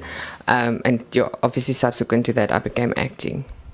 But I did deal with them directly in the process of this particular review, whilst they were performing the review. Okay, tell me, so did you interact with the guys we spoke to before, Mora Incorporated? Yes, Jay, I did. So they told us that they were asked to withdraw a portion of the report that they'd submitted, and they gave us a name of who did that. So I'm asking this question cautiously. Do you know why they were asked to withdraw it? I mean, they did all of this work. When we looked at it as lay people, they appeared to have taken a cautious approach, which, had it been followed, you and I and the committee would not be discussing this issue at all. It would be history. Do you have any insight in terms of why they were asked to then withdraw? So, Chair, yes, I mean, at that point, I was not the acting CFO. There was another individual in the particular role. But my understanding, certainly, of the request for withdrawal was that the intention behind the request was never for the firm to provide an opinion, but rather to provide a review of a decision that had already been made. All right. Do you know if it was the same RFQ that these guys were talking to here? Do you know that? No, Chair, it was a different one. So generally on an annual basis, and we still do that to this day, on an annual basis we would, through the panel of internal auditors, so essentially it becomes the work of internal audit, perform a high-level review of the annual financial statements to ensure compliance with the CRAP reporting framework. So it's an annual engagement, and that would not have been the same as what PwC was appointed to do. Okay, so in other words, there were two RFQs relating to this matter specifically. In other words, Mora were asked to do some work, they performed it, and the RAF asked them to withdraw it. And then in a different RFQ, which now excluded Mora, PwC then were engaged. Is that a correct reading or am I misreading? Chair, the engagement with Morar was a review of the financials in the entirety. So it would include all the applicable accounting standards and not necessarily only focus on the issue of the claims liability. So they would look at the relevant suite of GRAP standards that needed to be complied with, and they would perform a review on that basis. So it's not necessarily 100% accurate to say that it's the same. And as I said, the issue with the Morar report was that they were providing an opinion, whereas what we what management at least wanted was a review of the implementation. I get it. So basically, management said we didn't ask for your opinion on whether we should do this or not. It's our own decision. We want to do it. But then why ask them to withdraw it, if I may ask? I mean, why not just take the part that is useful? Because as I understand, you then also didn't pay them for what you hadn't asked for anyway. Why ask them to withdraw it? Chair, I wouldn't be able to answer that question. Okay. Were you part of the litigation? Were you part of the discussion around the litigation with the Auditor General? Various discussions, yes, Chair. Yes. So the reason I'm asking this question is that, and please correct me if I'm wrong, in the Rule 53 record, the Mora Inc. document is missing. It doesn't exist. And as you know, Rule 53 says, give us every scrap of paper. That, so that's why I'm asking, and if you don't know, it's fine. I'm just saying that the effect of Mora being asked to withdraw is that the record then technically does not exist and is not provided to the Auditor General as part of the Rule 53 record, so that they can understand what considerations were, what information was at your disposal. It does make it look like the board or management did not like what that opinion was saying, and they decided that document must not exist. That's what it appears on its face. We got it via whistleblower. That's how we knew of its existence. We wouldn't have known about it otherwise, right? And why we asked the gentleman. So you say you were not part of the decision, but what I want to understand is the discussion around the litigation. You were part of that. Okay. Did you get any advice from senior counsel before the litigation? Chair, no, not prior to. Okay, so how was the decision to litigate taken? Chair, it was taken on the basis that the audit dispute policy does provide for in the process, there's a dispute resolution process. Obviously, it goes through the various levels within the Auditor General. It starts with the engagement partner. It moves on to the head of portfolio. It then moves on to the head of audit. And if the auditee is not satisfied with the dispute resolution process, the auditee may then proceed to use any action in law to try and resolve the audit dispute. I accept that entirely. Once you get to that point, you now want to evaluate your prospects of success in court, especially given the gravity of the litigation itself. Did the Road Accident Fund, upon realizing that we are not finding each other, we're going to need to go to court, did the Road Accident Fund get counsel's advice? And your answer is no. What I'm asking, therefore, is who sat around the table and decided to go to court without counsel's advice? Chair, the decision was taken at a meeting of the board. Did EXCO have such a, who made the recommendation to the board? It was certainly a recommendation made by EXCO, Chair, based on all the avenues that at that point had been taken to resolve the matter with the Auditor General. So you presented to the board. Who did? That's where we want to get to. Who did? Chair, I would have to refer to the record. It was an open discussion. Yes, but whose agenda item was it on the board? Let me confirm, Chair. Okay. So the EXCO recommended to the board that we should go to court as a road accident fund. Or who came up with this idea of litigating? Chair, let me refer to the record. I do have the minutes of that particular board meeting. I just need to refer to them. Okay, so the matter resides in your role as Chief Financial Officer. If a decision is going to be taken to litigate, I really would know. I really would know. I've been in a few court cases in my life. I can remember nearly all of them, and they are over 15. This is one, it's a big one.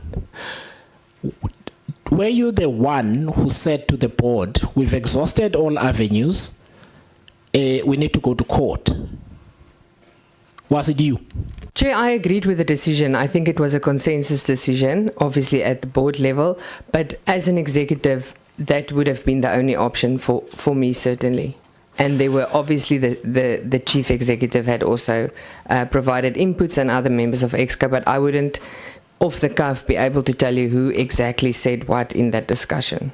So as you sit here now, you don't know where the idea came from at all to litigate. You really have no clue. You say you agreed with it. You agree with something that's already been said.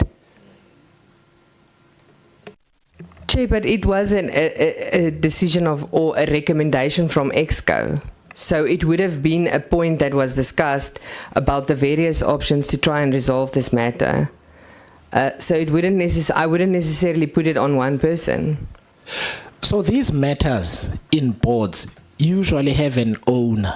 It will either be the chief executive who owns the item, or, you know, on the agenda, it will have initials usually, depending on what the practice is for that board. There'll be an initial of whose matter it is.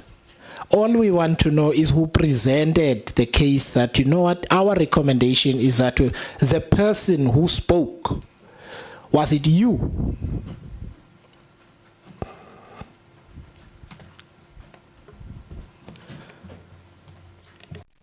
Chair, I believe it was the CEO. Okay, that's, you believe, or it was the CEO? It was the CEO. Okay, that's fine. Then because then we can ask the CEO what we need to ask the CEO. You get what I mean.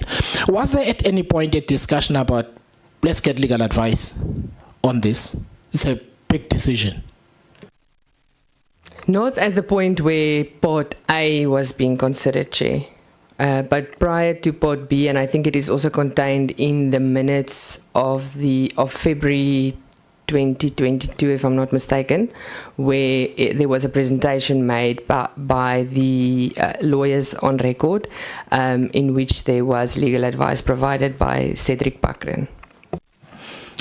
Okay, the train had left the station then.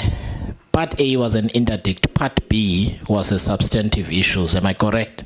It's let's call them RAF AG1 and RAF AG2. Yes, Part A was an interdict. Part B was an application for the report of the Auditor General to be reviewed and set aside. Yes, those are the merit issues. Did Advocate Pakren provide that advice in writing? Chair, I only have evidence of the presentation in which it was said, but I don't necessarily have the advice in writing. Okay, we'll return to that. So, for the initial litigation that kicked off the whole storm, neither EXCO nor the board sought the advice of counsel at all. They took the decision on their own. That's your submission. That is correct, Chair. Were you not concerned? I mean, it's the Accounting Standards Board, it's a finance minister, and then what subsequently happens is everybody and their brother in the government says, please don't do this, including your minister, and you persist. When I say you, I don't mean you as a person, I mean as an organization, right? You persist without counsel's advice. Chair, I wasn't concerned because I believed we were correct in the application of the standard. Me as a person, if you're asking me personally, I was not concerned, and there was reference being ordered in the discussion. We referred to a matter between the MEC in the Western Cape against the AGSA, in which they succeeded. So the reason, by the way, you consult a lawyer is that I will be very indignant about something that Honorable Atkinson said about me, and then my lawyer will put me in my place and say, "Oh, maybe not so fast." This is the whole point of a lawyer.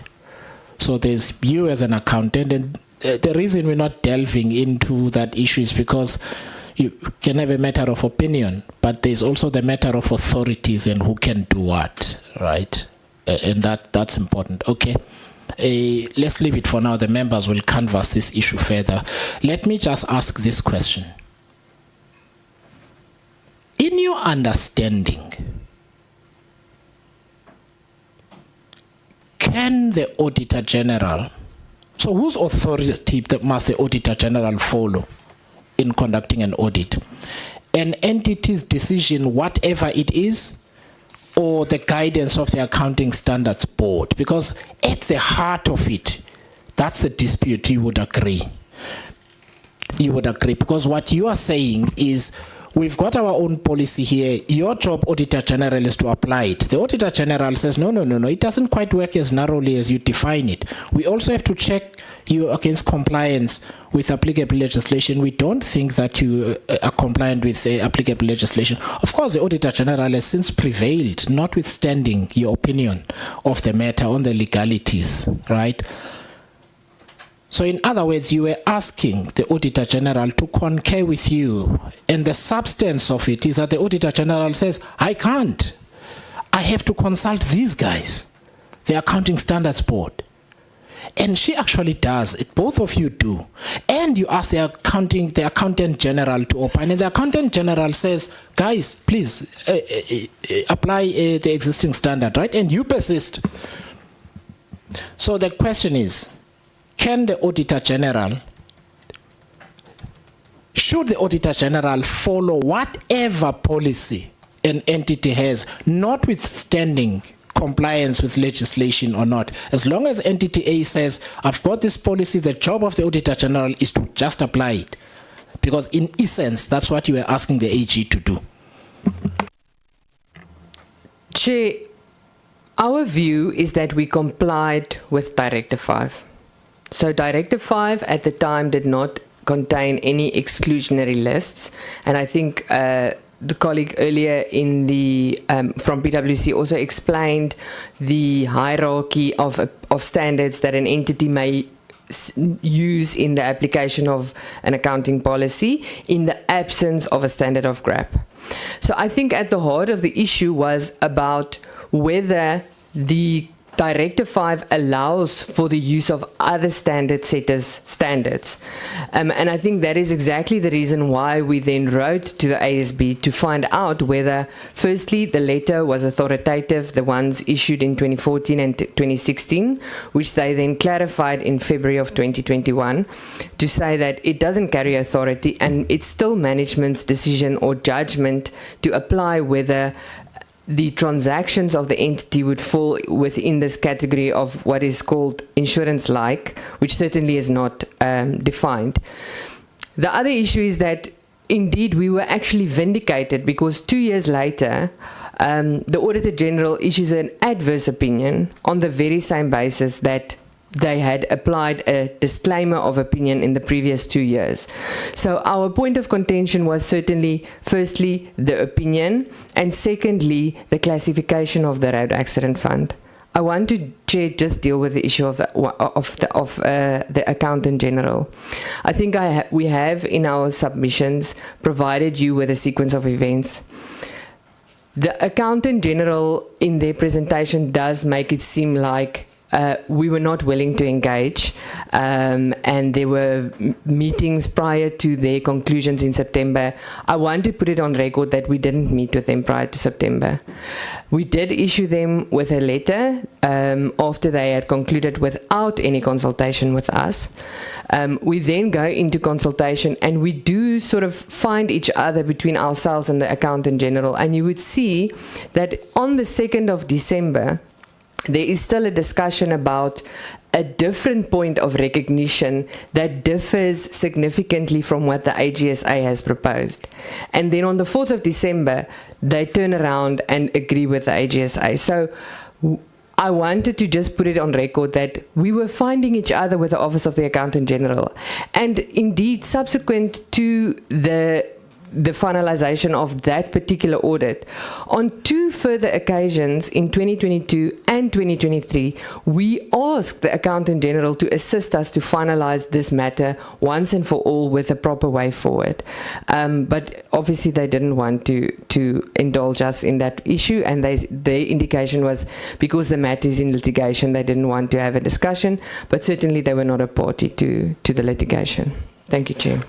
Okay, we will canvass that later. So how did in whose favor did the court decide in Part A of your litigation? The AGSA. In Part B? Chair, in the High Court, in the AGSA, but in the SC... No. In the High Court, a 3-judge bench, in whose favor did the court rule? Chair, in the AGSA. And then you appealed the matter to the Supreme Court of Appeal, correct? That is correct. What has been the outcome there? We were not allowed leave to appeal in the first instance, Chair. In the second instance? Denied. So as we stand now, the court record that we have is that the AGSA has prevailed. Chair, but I think, and I did cover it in my presentation as well, the court has not necessarily traversed all the grounds for review that we have provided. And I think that is our point of contention. We certainly did not want the court to determine whether the entity is an insurance or a social benefit, because that indeed has already been pronounced by various, and I think we have submitted that to the committee as well, the FSB, the International Government Finance Statistics Manual, the Public Sector Classifications Committee, our own regulator, which used to be the FSB, now being the Prudential Authority, all of which classifies the RAF as a social security fund. And I think... What's the legal position right now? Which court has ruled in your favor? Neither, Chair. There is something called the rule of law in South Africa. The courts make a lot of decisions we don't like. All of us. We don't persist. The only avenue you now have is to challenge the constitutionality, and you spend public money on it. Having taken no legal advice initially, you've lost 6 love every step of the way illegally. The reason I asked you about counsel's advice at the beginning is because of that consequence. And you guys have spent over 10 million, and you've been awarded punitive costs against you. That's why the committee is sitting here. This is like going to Twitter to argue a case you've lost in court. The rule of law matters. And what you're telling us is not what the courts have determined, and you are compelled to basically the courts have said the Auditor General was correct and you were wrong. And we can traverse the judgment later. Let the members, we can go through it paragraph by paragraph. We'll be here until 1 a.m. But that's what we've got to go on right now. Did you take legal advice? And your answer is, when you kicked off the bus, you took no legal advice whatsoever from counsel. You decided on your own as a board and management. And I've had regard for the minutes, and I've got things to ask about some of the averments made therein about the integrity of the courts.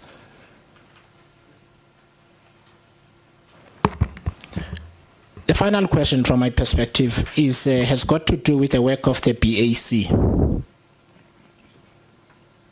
Can you just explain what your role in the bid adjudication committee? I'm the chairperson. Were you in the room when the discussion on Media Mix 360 took place? That is correct, Chair. Okay, so we've been told here that there was an assertion made that the GCIS is the expensive option. The team went to test the market, came back, and GCIS was cheaper. And then this was presented to the BAC, and the BAC said, go and look for someone else. Would that be accurate? Chair, I didn't prepare procurement matters today.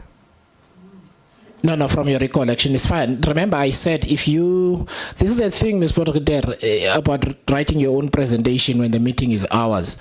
You were certainly free to ask if there's anything you were unsure about. You were in the meeting. If you don't recall, you don't recall. Where in that discussion, do you recall there being a cost benefit, a cost analysis being done? Because that's what we have been told. Chair, I would have to refer to the BAC minutes. I certainly did not prepare myself, and I prepared on the basis of the letter provided by yourself. No, that's okay. I mean, like I said, if you need to send us things in writing. In terms of the procurement practices, one of the things we noticed is that the Road Accident Fund, and Mr. McIntosh Polela as the manager responsible, and this I'm now asking in your capacity as CFO, the Road Accident Fund does not examine the integrity of the pricing it gets on invoices. Does that sound right to you? I mean, this is because they get invoices, they just sign off. So your end function cost 4 million, 3.9 odd million. Honorable Maduna examined that issue, and I'm sure he would be happy to. I'm just asking at this point, is there a process where you look at invoices, you as a road accident fund, not you personally, look at invoices and say, who buys a city hall for 500,000 rand? Is there such a process that is mandated at the road accident fund? Otherwise, you just pay. Chair, once an item has been procured and a contract has been established with the service provider, it would then be for the contract owner to look at the invoices for servicing. Firstly, whether they are in accordance with the contract. So, obviously, in some instances, you would have a fixed value contract, and the business unit. No, all I'm asking is there an expectation that they must do it? On the business unit, yes. Is such an expectation? Correct. Okay. Second last question. So Media Mix 360's contract is supposed to run until 2027, November 2027. There is very little money left. They're going to exhaust that 500 million before the end of this current financial year. Which means it's now, if they deviate from that and you assume the current rate of expenditure, the deviation will go beyond what is allowable. In the 1 year, they spent 160 million instead of the allocated or planned 100 million, which is a 60% over budget. When those kind of things happen, where a department or division far outstrips what had been allocated to it, can you explain to the committee what process takes place such that there's more money allocated? So, Chair, on an annual basis, so we have a zero-based budget. So on an annual basis, in terms of the preparations for budgeting, we would consult with obviously all the business units. They would provide us with the requirements in terms of existing contracts, as well as possible requirements in terms of new items to be procured, whether in terms of the annual performance plan or whether it's a strategic matter or an ongoing service. If during the course of the financial year there is a need for reallocation of budget in terms of possible additional requirements on a particular line item within the general ledger, they would make an application with obviously supporting rationale for a transfer of funds to supplement their budget. So where the contract itself says 100 million per annum, basically that's meaningless. Because that's what the contract between the Road Accident Fund and Media Mix 360 says. It says 100 million per annum. You might not have it to hand. During the break after lunch, we can make sure that it's provided to you and we canvass it at a later point. But that's what it says. So just let's go with Trust Me Bro for now, which is, it says 500 million allocated in total at 100 million a year. And as the agency, you would then plan your resourcing in accordance with a particular budget. What appears to have happened is that there are actually no limits. You can ask for anything. If management agrees, it's okay. You do understand. I mean, honestly, I can ask for Denzel. There is that table there. Get it out for her. The Media Mix 360 table. 160 million. The deviation is 60% for that year. So what you're saying to me, for the finance department at the Road Accident Fund, that's fine. You don't ask questions like, why are you spending so much money? This contract is going to run out. What are we going to do when it does? Do those questions get asked at all?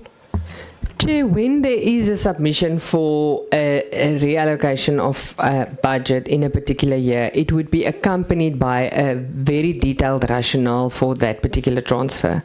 As I said, I didn't prepare anything for procurement today, so I won't be able to show the detail of that particular transfer and what the rationale was. No, for now we just want to establish the principle. So what you are saying is that at the Road Accident Fund, I can have a contract for 30 million a year for some piece of work. The supplier, we can actually just brief the supplier to the extent of another 20 million if we want. Chair, I know that in the discussion there was also a view that the services would taper down. So at that point, and I think in the presentation on that particular day, there was also an issue about us not being out there prior to this particular contract. So the indication was that there would be a need at least for a significant amount to be spent in the first 2 years of the contract, and then the services would taper down. But like I said, I would have to refer to the documents. From a procurement perspective, as long as the contract does not exceed the original value, it's for the business unit to manage the costs within that particular contract. They're not doing very well given the period of the contract. So that we know for certain. Okay. The members will canvass some of the questions. Mr. Modiba, let's just go with you maybe for about 10 minutes. Can you just also tell us your history with in the manner that Ms. Potgieter did, your history with the RAF? Thanks, Chair, and good morning to all the MPs in the room. I joined the fund in May of 2020 as the Senior Treasury Specialist in the Office of the CEO. And I was seated to manage the Treasury function, in particular the managing liquidity challenges that were emanating at that time. This relates to lack of payments, the bank attachments to sheriffs, how the payment structure, the framework thereof was being implemented. And in 2022, I was seated to act in a new department which was formed in line with the approved structure as the acting chief investment officer.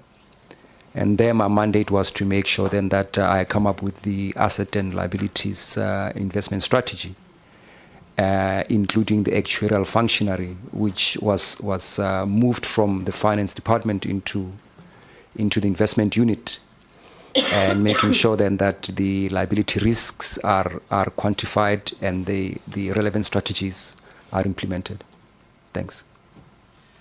How did you find out about the specialist job? I went through a job placement agency.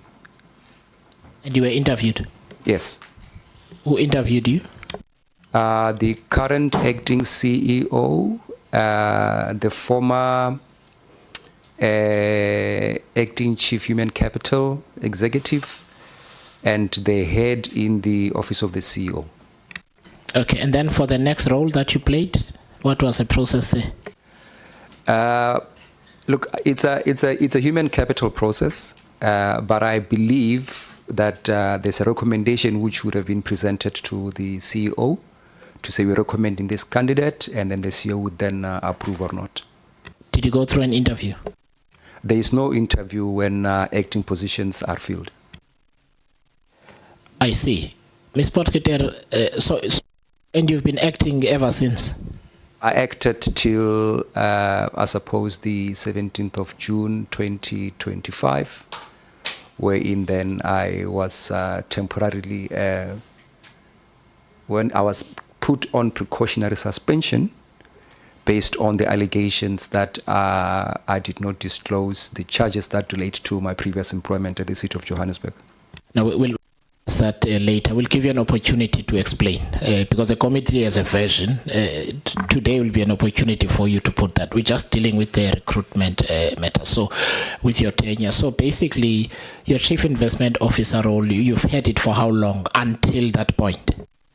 For about 2.5 years. Okay, all right. Your treasury specialist role, so did an agency approach you? I can't remember, it was such a long time ago, Chair. I think it was around March 2020, after I'd been looking for employment for a while, given that I spent 2 years in idling while I was on suspension. You know, Mr. Modiba, I once got a job at which I began on the 1st of March 2006. I remember exactly whether I responded to an ad or the agent called me. I still remember their name, but maybe our memories aren't the same. So having spent that long, you can't recall whether somebody called you or you saw an ad somewhere. No, I can't recall, Chair. But I remember job placement agencies keep one CV on the database, and from time to time they would just test waters. And also, at that time, I had been looking as well. No, that's fair enough. It's okay. Okay. So you've been acting for 2.5 years. Can you just, for me, I really have just a few questions for you. The members can you just get out of the way this issue about where the money is, because I felt at the time it was a nothing burger. You know that term called a nothing burger, where you can just tell us where the money is. There is no, it's not a trick question. Just tell us where the money is. You're now creating a there where there potentially is no there.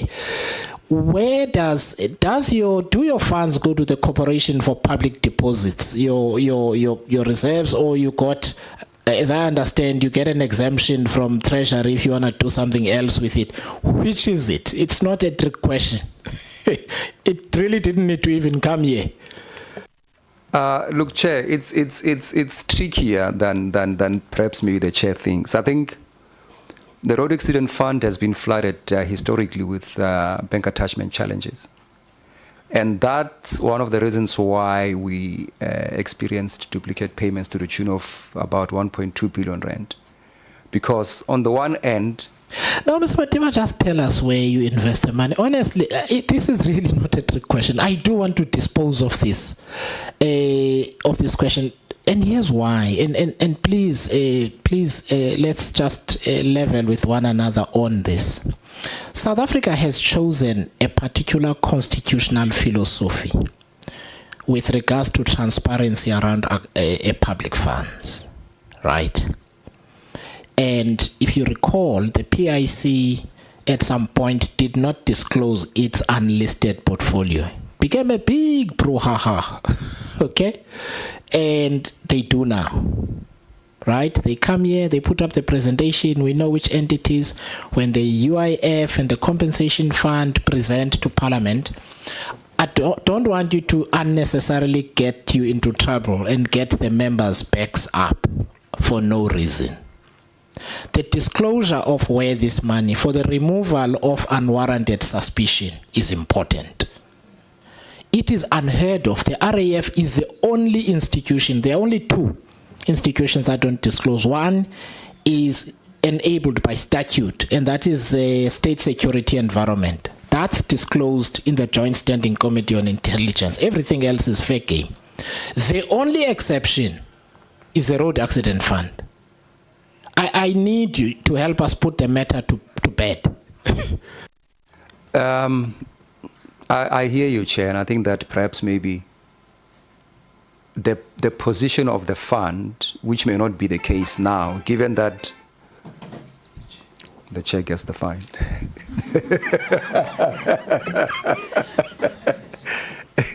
given the state of affairs now, Chair, given that the Standing Committee on Public Accounts has now initiated this inquiry, I'm going to have to respond, but I need to have a disclaimer there that I'm still suspended. So that you are safe, and Ms. Ibrahim is here. Information that you provide to the committee cannot be used against you. Am I correct, Ms. Ibrahim? In your disciplinary. So we ask you to provide information. You provide it, recognizing Parliament's authority. Somebody else can't say, but why did you disclose information to Parliament? Because Parliament asked you, you didn't just come here and snitch. But let's take guidance from Ms. Ibrahim. That is 100% correct. For an additional layer of assurance to you, I will write to the Chair and the Deputy Minister and emphasize this point, that we asked you to provide this information. Could that information not be used against you in their own proceedings? Is that fine? Would that suffice? That's fine, but I think that we also need to understand that that information could be used to perhaps maybe disturb operations of the fund. But either way, at that point, the committee will. It's the committee's insistence that you provide this information, not yours. You are not being reckless. So I think we've established how cautious you are with this information. But this anomaly leads to a potentially unnecessary apprehension of funny things going on. You do appreciate that, ne? And I really just want to get this thing out of the way. It's not a trick question. The CFO, your CFO colleague here, is putting up a hand, so I don't know now what must happen. And this is my last question before handing over to the members. Are you comfortable that Ms. Potgieter comes in at this point, or do you want to answer? She can answer. She can answer. Okay. Thanks. Thank you. All we want is the information. So if you're apprehensive about this, whatever, we just want the information. Like, what do you do with the funds? I mean, the law says, as I understand, Corporation for Public Deposits, they give it to you, the funds back on demand if you need them, etc., etc. That's it. And you know what? That answer would have sufficed on the day, and we have moved on. It's now an issue, and I feel like it doesn't need to be. Chair, I just wanted to state that we don't have exemption. Sure. I think I know what you mean, but now I don't want to imply what you mean. Okay, so let me try and help both of you out. You have followed what the law prescribes in terms of what you do with excess cash. You haven't done anything that is outside of what legislation does. Yes. Can you give us that assurance? Yes. And that we can write to the board to get that specific information. Well, I can give it to you now, Chair. Since oh no, you can. Honestly, I do want to put this thing to bed. We don't need to then worry about it any further, to be honest with you. Yeah, the money is with the CPD. That's all. Thank you. Honestly, it's gone. You know what I mean? It's taken us a year, almost. It's taken a year for us to get here. And I always felt this is like a nothing beggar, but we are now here. Okay, no, thank you. Thank you for that. Chair, can you repeat, where's the money? We didn't hear it. So let me explain. So public entities, a certain category of public entities and departments deposit their excess funds with the Corporation for Public Deposits. But they get thrown into a big pot, and then they try and get the best return. So That's all. So what they're saying that they haven't done is they have not broken that rule. That's all. So that's fine. I mean, for our, unless we hear otherwise, for our purposes, we're good for now. It's put to bed. I do understand the apprehension about the attachments, the laptops, and that kind of thing. But we really have to measure whether suspicion of wrongdoing is warranted or not. And if it's not warranted, we leave it. You do appreciate, Mr. Modiba. That's really what we wanted to get. Yes, thanks, Chair. Okay, no, I think you've been helpful in that respect. Okay, last question, and it's a general question. Then I'm going to give the members a chance. Have you been involved in this whole discussion about recognition of claims and at which point and so on, just in the course of your duties at the Road Accident Fund? Yes, to a lesser extent, Chair, but I think I was a full-time invitee to EXCO. By the nature of me managing liquidity, and naturally that's the end product of the REF to compensate. And there were exchanges, discussions about the issue, but I was not anchoring the issue at all. Okay. So issues of who engaged who, I was not part of that. Okay, no, that's fine. I just want to establish that so that the members also know what your limits are in terms of what they can ask you. So basically, you're not the owner, but you are CC'd effectively in the discussions. And occasionally you have to chip in on matters that pertain to your specific area, but you're not the driver of the whole thing. Yes, Chair. No, that's fine. So, honorable members, we're going to go to questions. And again, please, if you need to get information, we might push you a little bit, but if you need to get information later and submit it, and please, honestly, it's okay. And in your case, Mr. Modiba, because you're on suspension, we undertake to speak to the board to assist you in obtaining that making sure that information is transmitted. So we understand the limitations of somebody who's outside the organization. What we're interested in is information. So just tell us what that information would be. We would then assist you in making sure that that information is available. What we want is the information more than anything. So just please take comfort in that. Ms. Potgieter, similarly to you, we're traversing many years in both of you. There are instances where you may not remember. We're not going to hang you if you don't specifically remember something. And so that help in recollecting is fine with the committee. So just be comfortable with that. Honorable Atkinson, I'm going to give you what time? Let's do an initial 15. It's 15 for 20 minutes. The reason I give you 15 minutes, members, is that you always exceed your time by 5 minutes.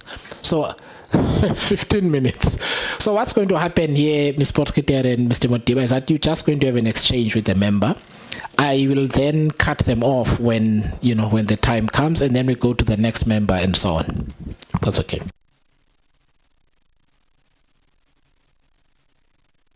Thank you very much. Thanks, Chair. Ms. Potgieter, the question I'm going to ask you won't be able to use the excuse of saying I can't remember, because I'm going to ask you about today. Okay. Your position at the moment is that you are the CFO, the existing CFO at the Road Accident Fund. So can I ask you, what is being used today as the accounting standard that you are preparing this year's accounting, this year's financial statements on? Are you using a social benefit or a social insurance fund at this point in time?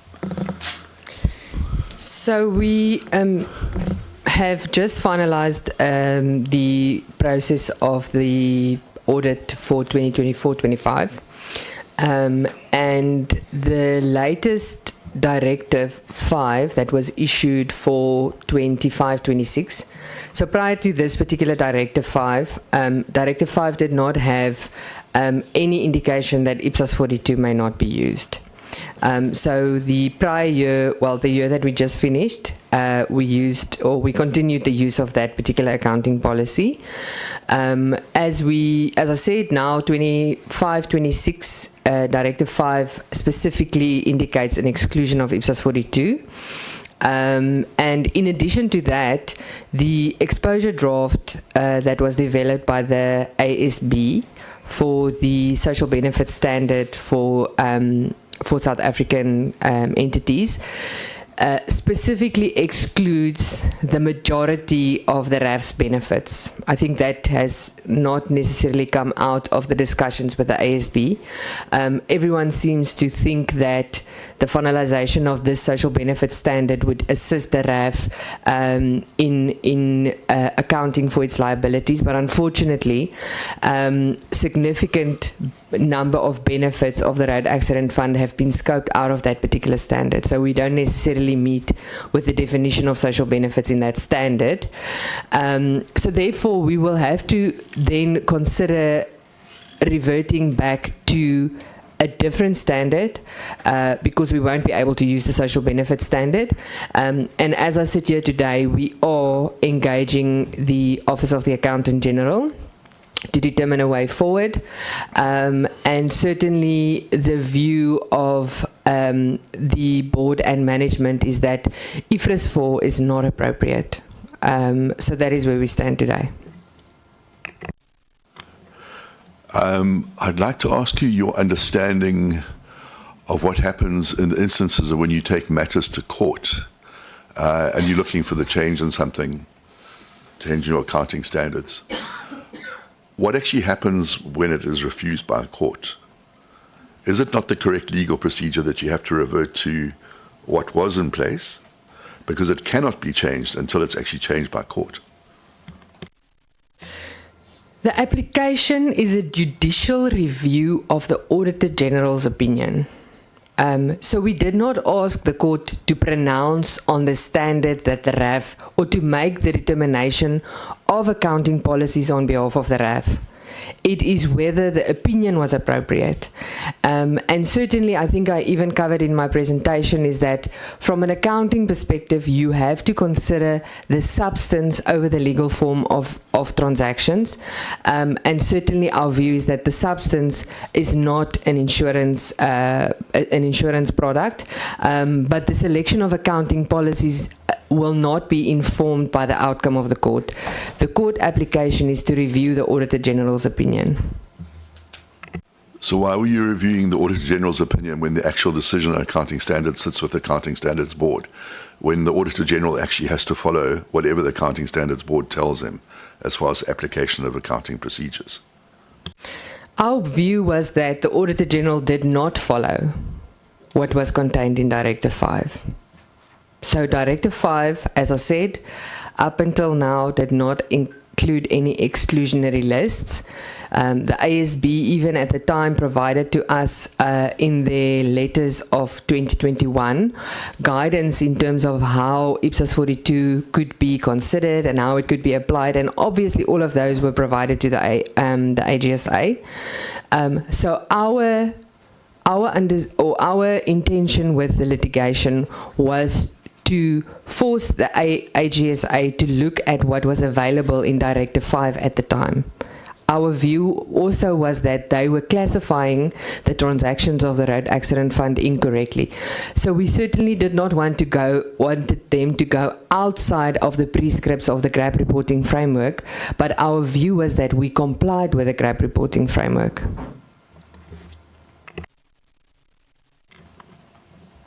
So what did the court disagree with then?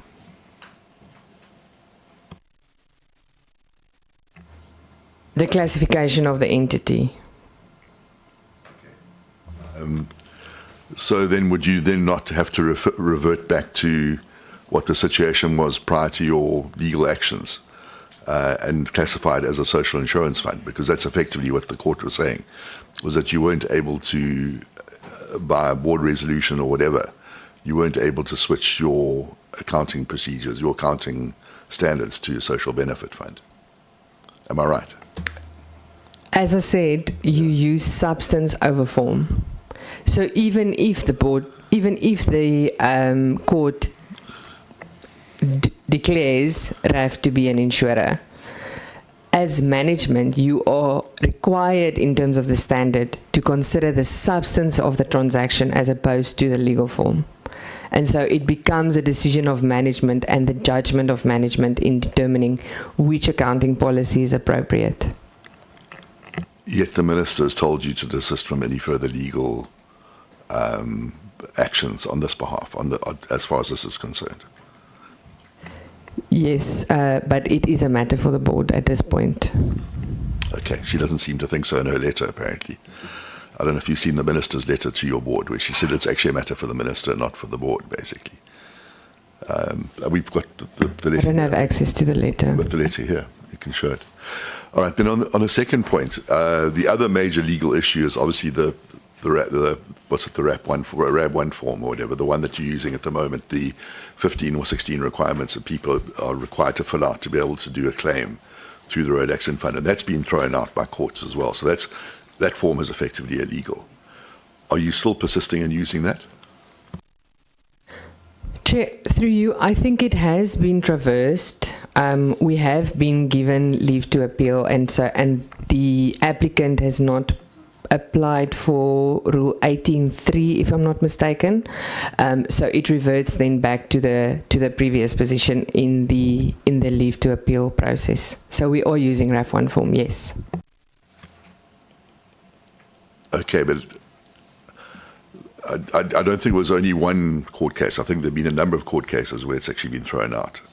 So when you say you have to revert back to the original position, was that the original form, which only requires 3 items as per the RAF Act?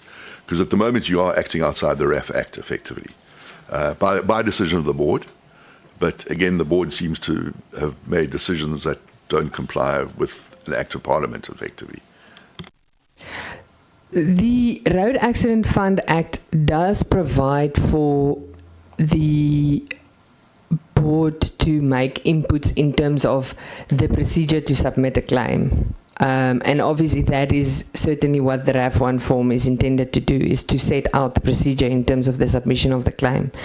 I think certainly from me personally, the issue of the backlog has been a product of the,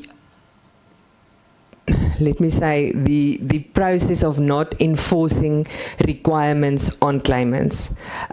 We sit with a large number of claims. I think the chair mentioned earlier it's 420,000 or just there or thereabout.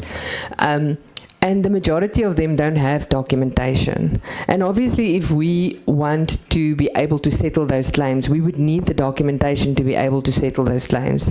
I think the committee would have earlier heard about campaigns within both the call center as well as on the marketing side to try and get claimants to submit the outstanding documentation in order to assist RAF to make offers on those particular claims. So certainly, the intention and the rationale behind updating the form was to avoid a situation where we have a backlog that we can do nothing about.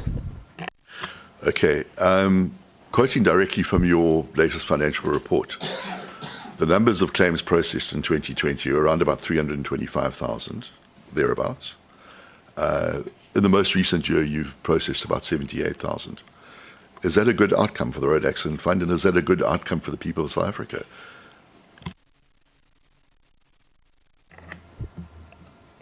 Yeah. What we are saying is that at the moment, or at least by applying the updated RAF 1 form, is that we want to process and pay valid claims. Claims that are valid, claims that have the necessary evidence to show that there is negligence on the side of the driver, that the claim meets the merits of that is determined in terms of the RAF Act, that the claimant has indeed suffered a loss. So in terms of the numbers, I think our biggest point of contention was that we would never have in the past, prior to the implementation of the new RAF 1 form, been able to necessarily determine the validity of claims. And I think what also happened is the issue of the 60 days that we have in terms of the RAF Act to verify and validate claims. Certainly in those instances we were unable to do so because we didn't have the documentation. And I think earlier colleagues referred to the fact that if we don't validate claims within 60 days, they become valid in all respects in law, and that is determined by the RAF Act. So the intention is to ensure that we process and pay valid claims. Can I ask you, what effect do you think the suspension or the firing of many of your claims handling clerks some years back had on the amount of claims that have been processed? And were either of you involved in that decision to let a lot of the claims handling people go, basically, within the organization? I was not involved in that process. Mr. Modiba, were you involved in that process at all? Not directly. What we did a while ago, we took an analysis in our biggest branch, Menlyn, and we found a lot of anomalies in there. I mean, a whole lot of time you'd find paperwork that would have been submitted without anyone attending to it and so forth. That's the first issue. The second issue that we found out there was that there was a lot of cherry picking of prioritizing certain claims over others. And therefore, you'd find that a claims handler would not process a claim because perhaps maybe they were looking for something else before they could start doing their job. And I think that the employee relations process in terms of suspending some of these individuals was centered around that. But I wanted to chip in a bit, Honorable, on the issue of the Ref 1 form. The talks around default judgments now pertain to files which should have been empty because documentation wouldn't have been submitted at that time, and REF cannot even defend those matters in court. And probably maybe the group, the chief governance officer, when she comes around here for, in a turn, she would probably maybe canvass that as well, that without proper information, and some of this information is legislated. In my presentation that I sent through, I canvass on what FICA says about something as simple as an ID number, what the Medical Schemes Act says about prescribed minimum benefits, what the Immigrations Act about the aiding and abetting illegal and foreign nationals. So all of those things, then they afforded the REF to create a framework which will then have an input into how REF 1 form looks like today. And throughout the value chain, quality assurance processes have been put in place to make sure then that some of these things are say submitted. And this also talks to the issue of the high interest amount and so forth. And I'm hoping, Chair, that at some point I'll be given even 5 minutes just to go through that presentation, including the issues that we would have found at that time.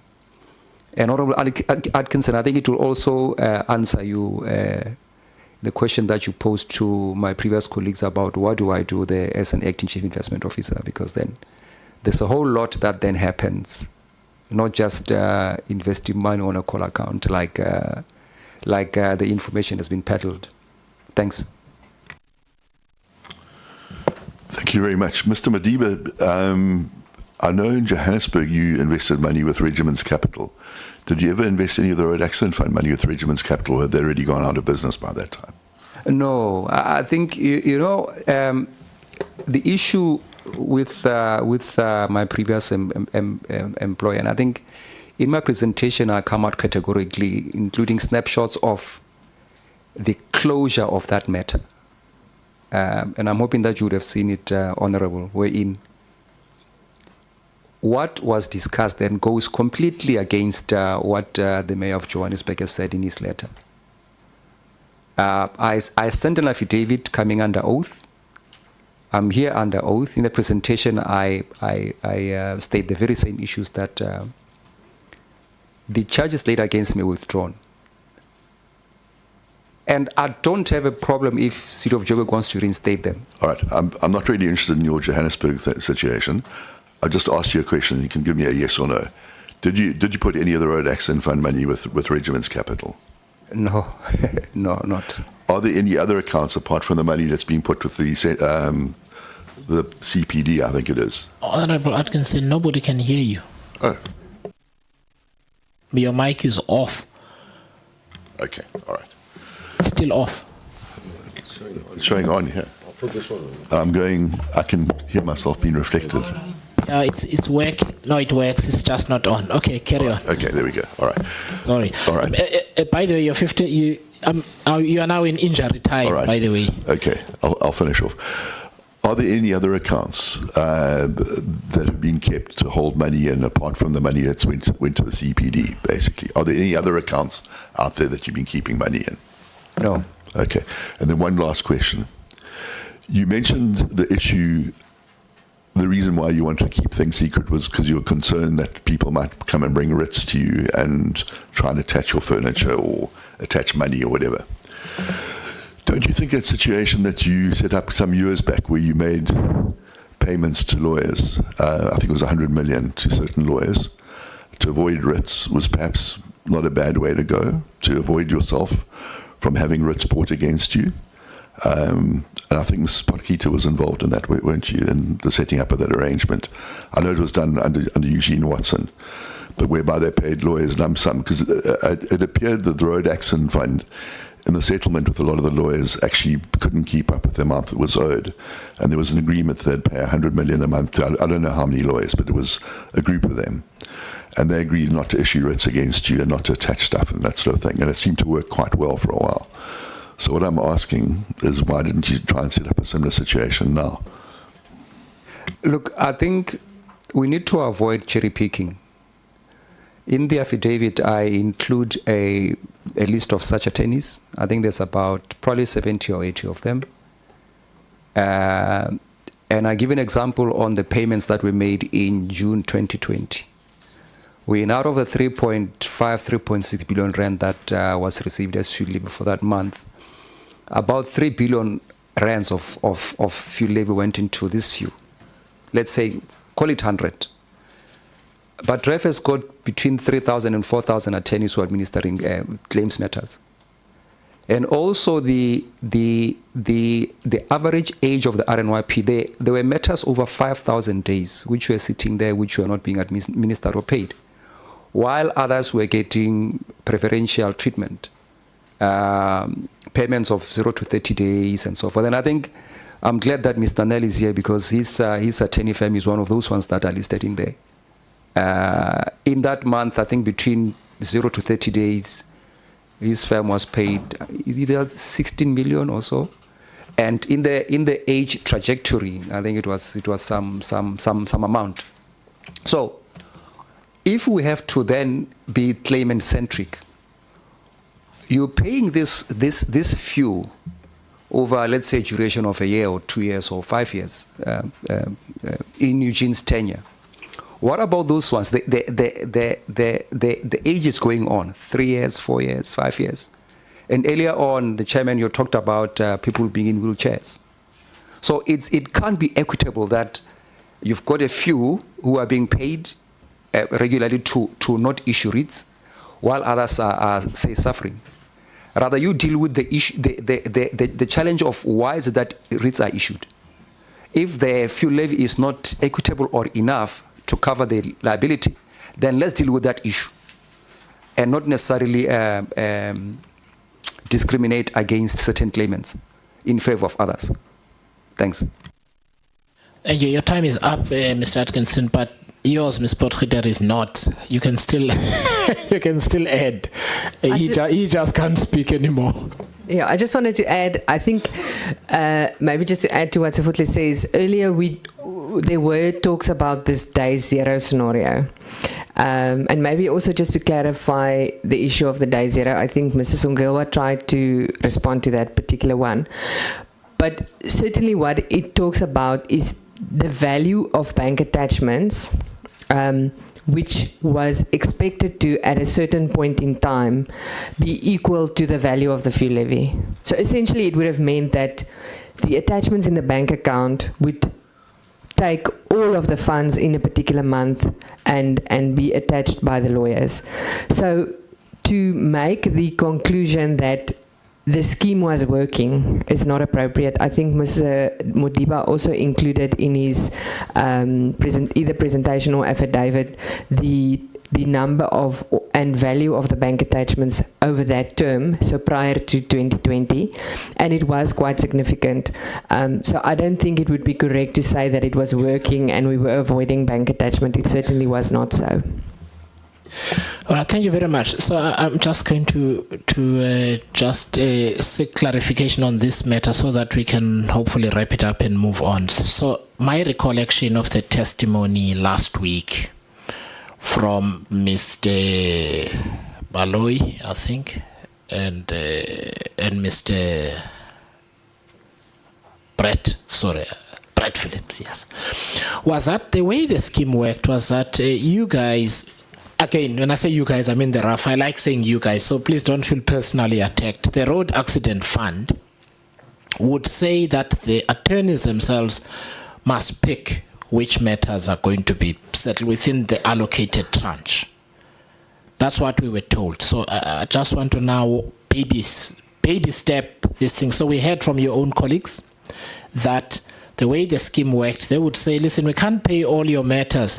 Bring us the matters that can fit into this allocation. So in other words, the Road Accident Fund was not choosing those matters, the attorney was. Would that be correct? It's partly that, but it's deeper than that. And maybe let me just explain the origin of it. So if, say, you've got an attorney who used to attach bank accounts, right?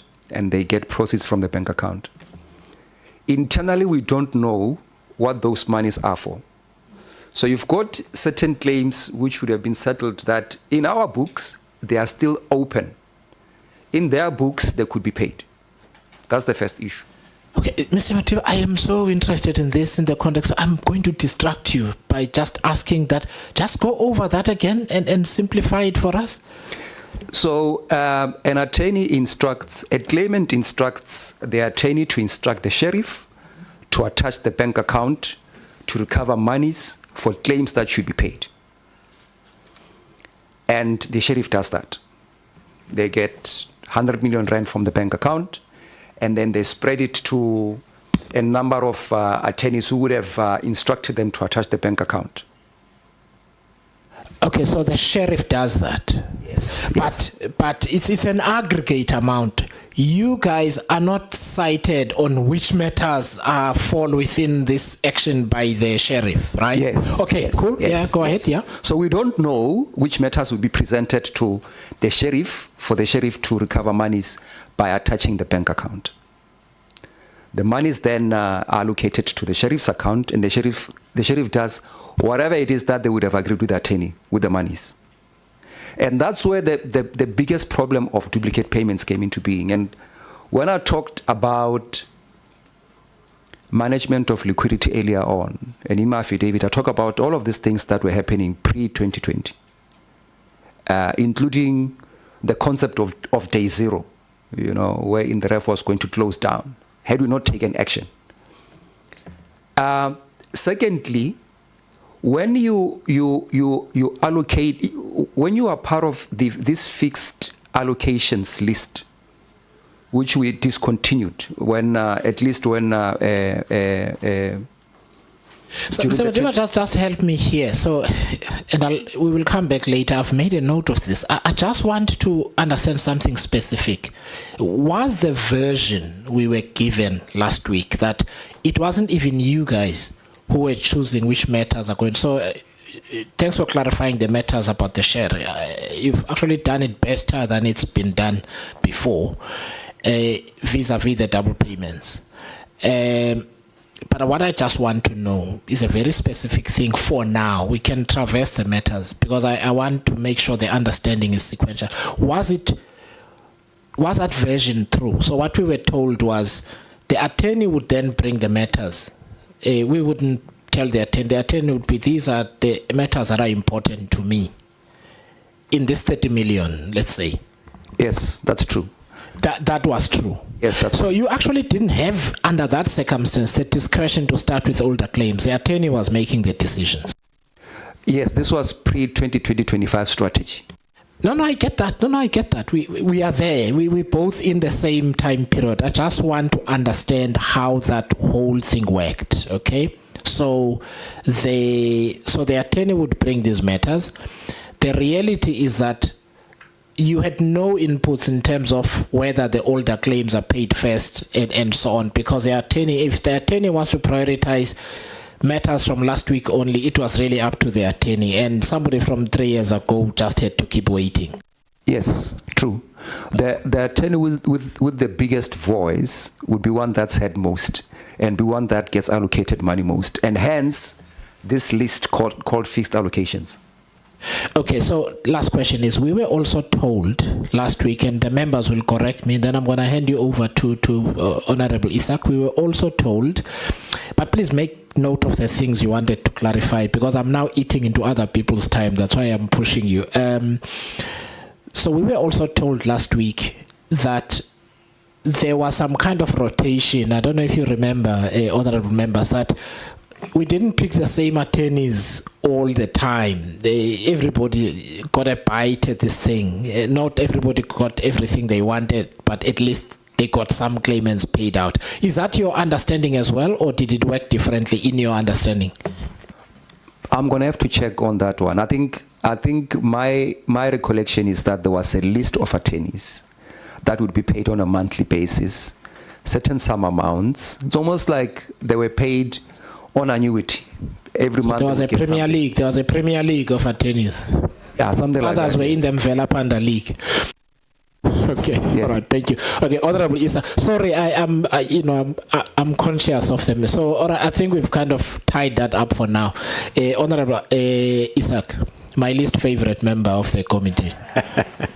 Thank you, Chair. Morning, colleagues. Chair, I'm just going to get straight into it. On the point that the Chair was discussing with you, Mr. Modiba, regarding the risk, the writ, and the bank accounts being frozen. So I just want to raise it first now before we lose track of it. So, but surely, look, I mean, this is just common business practice, I would think, or correct me if I'm wrong.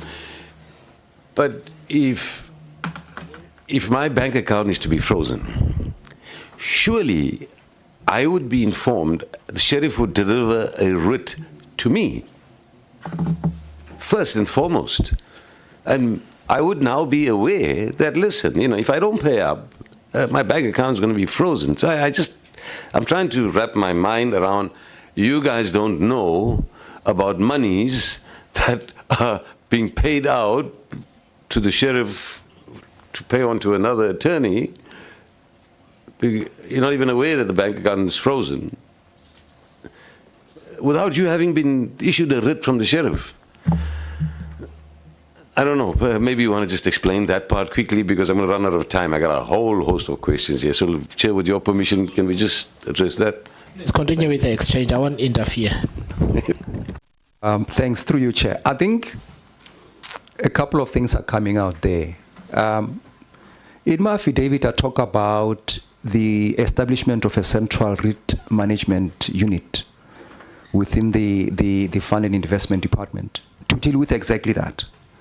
To deal with the engagements between the sheriff and the writs that are issued. Historically, we wouldn't have writs presented to us, or they'll be presented in a different branch altogether. And you can imagine, REF is paper-based. So if a writ is issued to attach a bank account in, say, Johannesburg, and it's issued in, say, Western Cape, there was no communication between the Western Cape branch to the head office about this writ, which is going to be utilized to attach a bank in, say, Gauteng. That was not there. So it was by surprise. And hence I talked about the severity of duplicate payments. On the one end, you would have a sheriff who attaches the bank account, and through the normal course of business would pay a matter.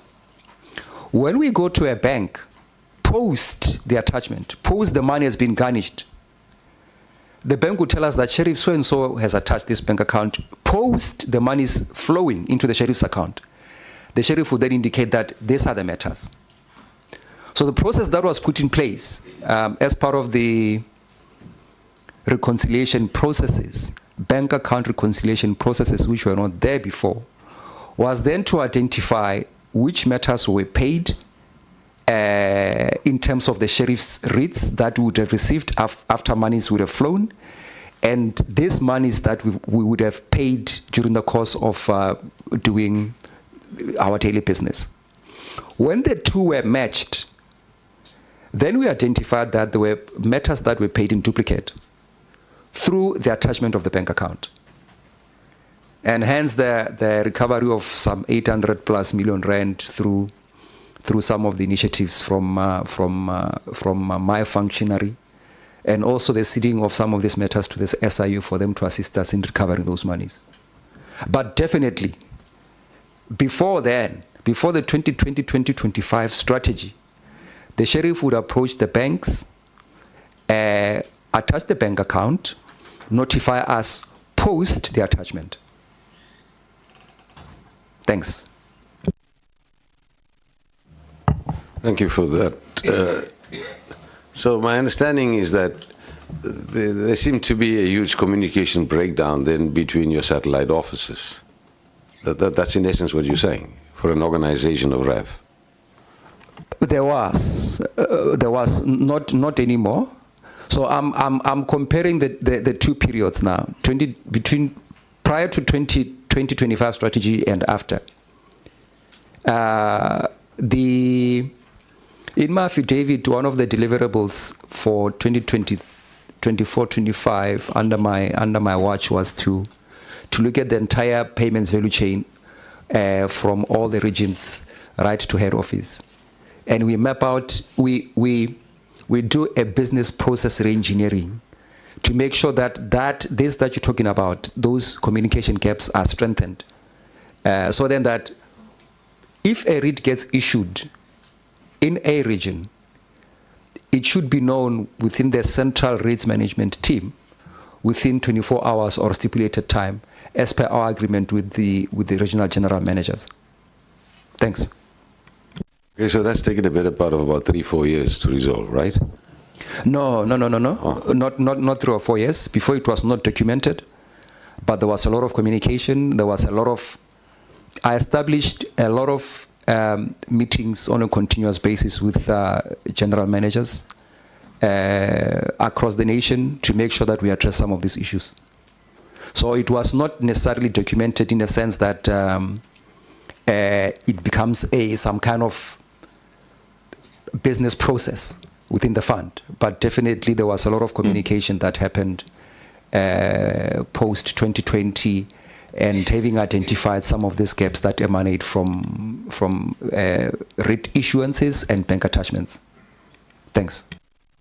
Thank you for that. I'm going to run out of time, I know, so I'm going to just ask for some concise answers, okay? And I'll try to be concise with my questions. So look, there was this issue.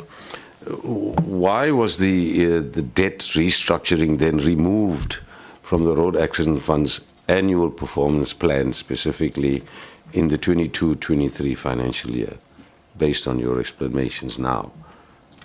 Look, simply put, I think that there wouldn't have been appetite for REF's debt. Firstly, because then, as the REF, you need to absolutely know exactly what your debt is, right? So when I talk about duplicate payments, it then says that the debt that was in our books was not absolute, because there was someone owing monies from of the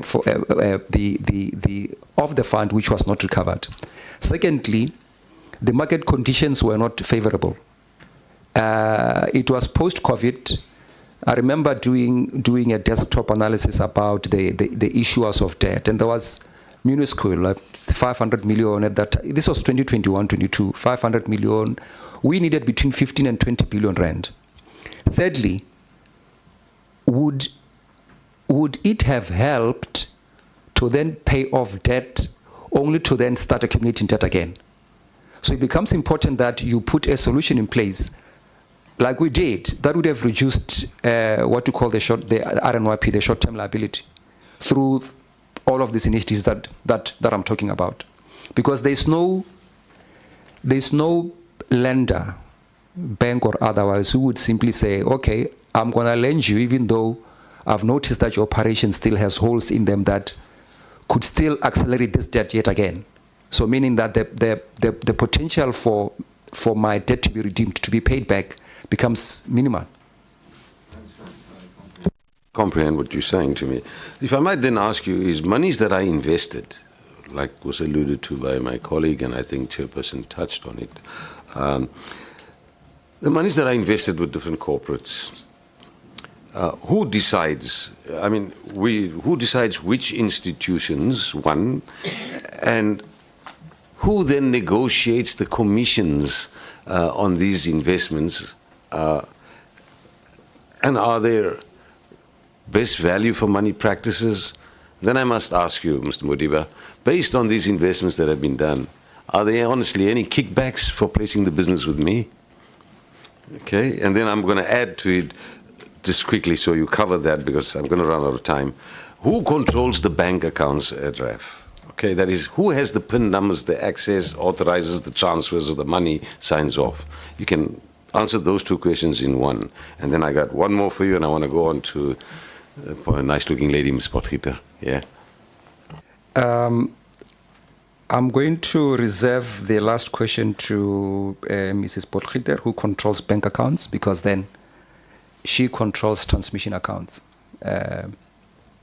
So we don't have a variety of investment accounts where monies are invested into, like I said earlier on when I answered the chair. So money is going to CPD. So there's no negotiating that this one is going there or otherwise. There are definitely no kickbacks at all. CPD is a call it national investment account. So you can't go there and say, but listen, if I give you this and that. And how the REV works is that, simply put, the monies that are dedicated to payment of claims upon certain requirements met. For instance, since we pay matters in 180 days, we can say, look, according to FIC Act, you need to provide us with your ID, right? Because then on the claim, there wouldn't be an ID. And this talks to some of the issues on the Ref 1 form. Once you provide that document, we then must pay you on demand. So it's not a question of us putting money away to probably maybe earn interest. It's money put away in the reservation that then there are claims that are earmarked to be paid once certain requirements are met. So there's no kickbacks. There's no negotiating a rate. CPD gives you a rate like they would, like the chair said. It's a pool. It's a call account, and then all of us get the same rate. And then I'll leave the last question for Mrs. Potgieter on who controls the bank accounts. Thanks. So myself and the CEO are signatories, and then I have the authority in terms of the delegation of authority to appoint the individuals that process transactions on the bank account. We generally have 2 levels of release. So one would request, and then you would have 2 different releases on any particular transaction. You will note, Honorable, it's actually said she doesn't have money on her. Just in case she doesn't walk around with it. I understand that totally. I don't have a checkbook now. So I mean, but you have the power and the authority with the CEO to authorize the payments. Is that what you're saying, right? We generally don't get involved in that. It's very operational, if you will. We are signatories of the bank account. So yes, if there are any changes to the individuals that have access to bank accounts, or there's a replacement or a recruitment process and someone gets appointed into a position, myself and the CEO would appoint we would give authority for that individual to be a releaser, but we don't necessarily get involved in the day-to-day of payment processes. Thank you, Chair. Yeah, the issue of litigation, I think, was asked and discussed, and I don't want to be repeating what was talked about. It's just that I just have a comment on this point, in that, I still don't understand. I'm trying to comprehend what was so much the strong motivation about litigating to the effect that it cost 11 million rand of South African taxpayers' monies to litigate a matter that was going nowhere. And then to have to listen to prior to this, prior to that, this was the policy. It's just disappointing for South Africans listening out there that certain individuals make decisions to challenge the Ministry of Transport, who regulates that. But that's just a comment. You don't have to honestly answer on that one. The question I wanted to check in with is, as the bid adjudication committee chairperson, Ms. Potgieter, you are obviously signing off on tenders. Are you satisfied, as you're sitting right there now, that you honestly, with these tenders of media, etc., did you honestly negotiate and satisfy yourself that that was the very best deal for the road accident fund? So I just wanted to clarify, I don't sign off on tenders. In terms of our delegation of authority. Sorry, but you are the chairperson. But even the committee doesn't have authority.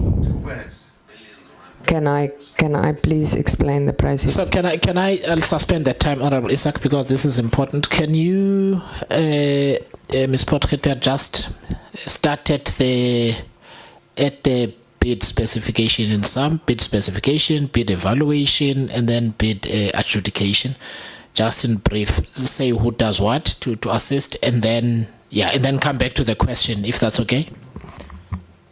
Okay, so the bid specification committee would generally be made up of subject matter experts, so generally members of the team requesting the service, and then other colleagues perhaps from finance, and certainly the procurement, or a specialist in procurement would be performing both secretarial functions and would be providing procurement advice. So we have a bid specification committee. They are responsible for the development of the specification, including evaluation criteria, and finally to be able to present to bidders a pricing schedule that is supposed to have been completed by the bidder in submitting a bid. So the various elements of the pricing that the bidder would need to provide to the RAF in order for the evaluation to happen. Obviously, we need to be specific in terms of pricing, because we need to perform a like-for-like assessment or evaluation of the pricing in order to make a recommendation. You then have a bid evaluation committee. Now, the role of the bid evaluation committee generally is made up of similar members as the BSC, not the same. You may have instances where you have a member of the BSC as part of the BEC to also clarify matters of the specification. Then the BEC would perform the evaluation in terms of the evaluation criteria that was developed by the BEC, or certainly by the BSC. So whether that would include reference letters and the like. There's then a process of evaluating for price and preference, as I said, in accordance with the pricing schedule. And the BEC would then make a recommendation to the BAC. The BAC's role is adjudicating the process followed by the BEC in determining its recommendation. The BAC does have the authority to revert back to the BEC to clarify certain aspects, or if they have different interpretations of what the BEC had recommended. And in our case, the BAC does not have authority to approve tenders. The authority rests with either the CEO or the board.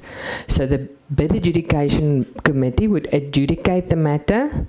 If they are satisfied based on the evidence provided to it by the BEC of the recommendation, they can then make that recommendation, as I said, to either the CEO or the board to approve. So the BAC doesn't necessarily approve. But that's all I wanted to clarify. Thank you. Okay. Your injury time question now. Hi, Chair. I'm telling you, you're on 18 minutes already. Okay, well then I'm going to have to just be concise. Ma'am, tell us regarding your vetting and the so-called top secret clearance. You knew it was going to come up, so it's fine. Did you follow up on this? What is the status on that? And then I'm squeezing this one is, what reasons did REF provide for withdrawing from the Morar Incorporated technical opinion, and who requested this? That's it. I rest there. I've lost out on some of my other questions, but you, Chairperson, will not allow me the latitude, so I accept it. Ms. Potgieter, please disregard what this honorable member is saying about me. Carry on. I wouldn't be able to tell you about the status of my vetting. I know that the former board did write to the SSA to ask about the process, or where at least the progress in terms of the finalization of vetting. At that stage, the SSA responded to the former board and indicated that the vetting of RAF executives would be concluded by the end of July. Currently, I don't have a status. I did finalize the last phase of my involvement in the vetting process in January when I attended the polygraph test. So other than that, I won't be able to say. Can you just remind me of the second question, please? Oh, I think I already responded to the chair. The basis of my understanding, at least of the basis of the withdrawal, was that it was not what was required by the RAF. So we did not require an opinion, but rather a review of the implementation. And as I said earlier, at that stage, I was not acting CFO. I think Morar did indicate that they met with the acting CFO and the chief audit. So it preceded my being in this particular role. All right, thank you very much. I just want to ask Mr. Modiba clarification. So my understanding is that when the sheriff has to attach, they will send 3 copies.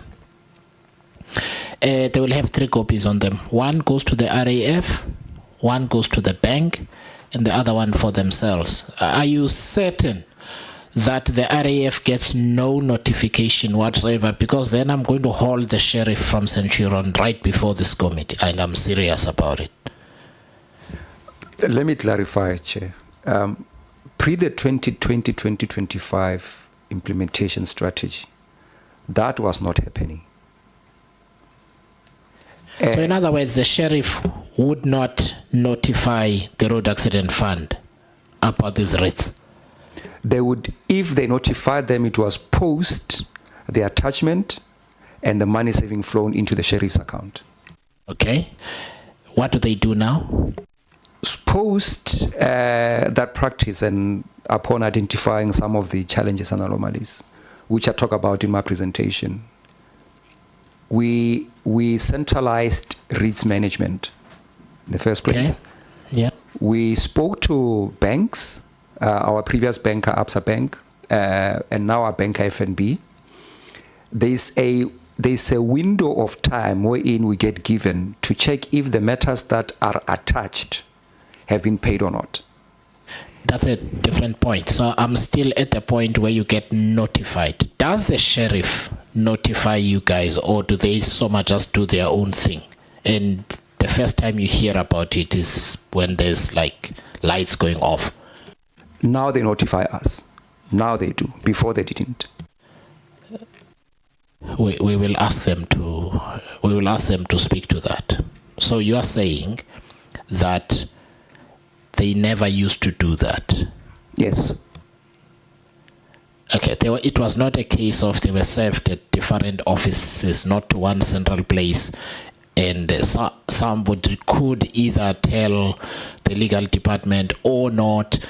The RAF was not at fault at all. The sheriff simply would not deliver these things. They were just surprising you all the time. let me put a disclaimer there. If they served these REITs elsewhere, we wouldn't know about them. Okay, but where are they supposed to be served?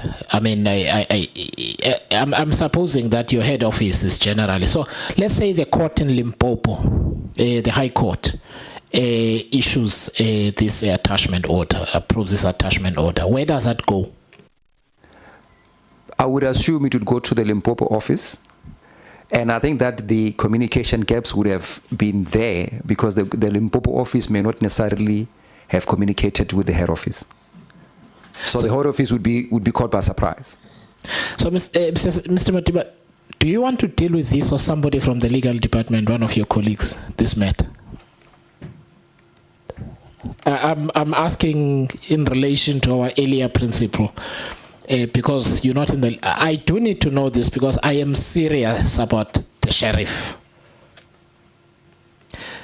And I need to be certain that there's not a case of rates were delivered at various points. In East London, they get delivered in East London. In Grahamstown, they get delivered somewhere, right? You know what I mean? You guys have in their different courts. It was not the case that they were all over the country. And you guys who manage the money in head office actually just didn't know what rate was issued when and where.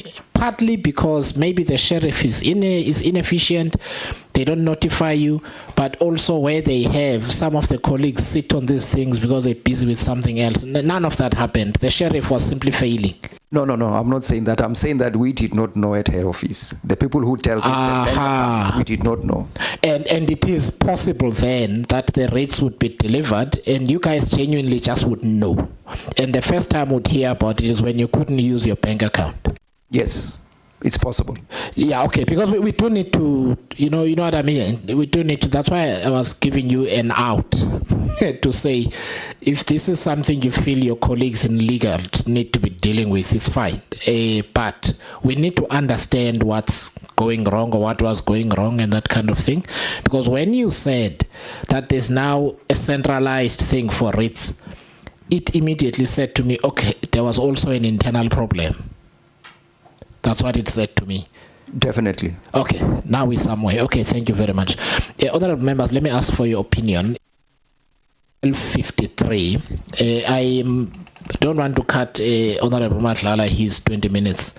If you are comfortable that we go until 1:15, we will. And I will give Honorable Matlala his 15 minutes for 20 minutes. And then we break for lunch and then we come back later. Would that be okay? Thank you. Honorable Matlala, over to you. Thank you, Chair. I want to start by asking Ms. Potgieter a few questions. One would relate to the decision-making process flow at RAF. Now, let's speak to the issue of these accounting standards. And I need baby steps understanding. You said it was likely a decision of an executive meeting, which will then obviously make a submission to the board. I want to understand, because I need to understand what happened. In my own thinking, I think as a CFO, you would put a preposition to the executive management to say, given the circumstance A, B, C, D, and E, and as a person responsible for the finances and the chief financial officer, this is what you are placing before the executive management to discuss. If you speak of such a matter, it would have not have popped up in the agenda randomly. It would have been purposefully put there with a briefing note or a proposal, and then it would be discussed and then made for recommendations to the board. But just take me through that, through the process flow of that decision from the time that it landed in the executive management meeting. Thank you. That's the first part. Just to be sure, confirm the decision that you are talking about, the change in accounting policy or? Yes, the change in accounting policy. I'm afraid I won't be able to necessarily speak to that because it was before my being appointed as acting CFO. So I don't necessarily, or I wasn't necessarily invited to the EXCO meetings where this former CFO would have presented this particular matter. I can speak from what my role was in the process from finance in preparation, but I was not a member of EXCO at the time. Okay, were you involved in any process relating to what the previous gentleman, PwC, was here talking about? Yes. And do you confirm that then there was a notice before the board meeting inviting people to make presentations? That's correct.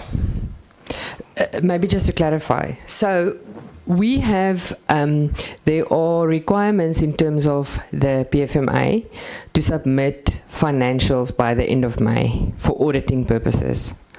And there was obviously I was involved in the discussion with the former CFO with the Accounting Standards Board at the end of January. I think I also clarified it in my submission that at that time, our understanding was that the letters of 2014 and 16 carried authority. So we had no other choice but to use IFRS 4. The request at the time was to the ASB to say, can you just please retract this letter so that we can use GRAP 19? And then obviously the response is that the letter doesn't have any authority. It's up to management to make its judgment. We then go to GRAP 19, and I think even the Morar report confirms that GRAP 19 specifically excludes social benefits. So we were not able to use GRAP 19 because social benefits is scoped out of that particular standard. And then we went to GRAP 3, and I think it's also contained in Directive 5. All right. No.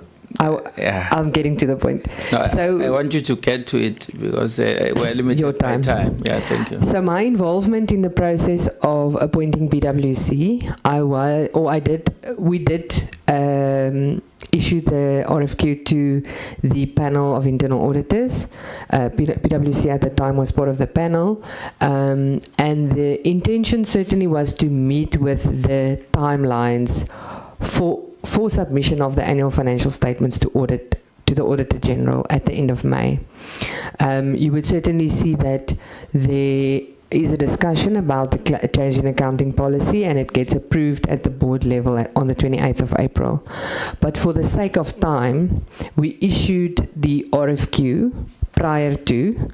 The RFQ did not contain any confirmation that the decision had already been taken, but certainly in terms of the regulations appropriate to procurement, we would still have had an opportunity to cancel that particular process if the board had decided otherwise due to change in requirements.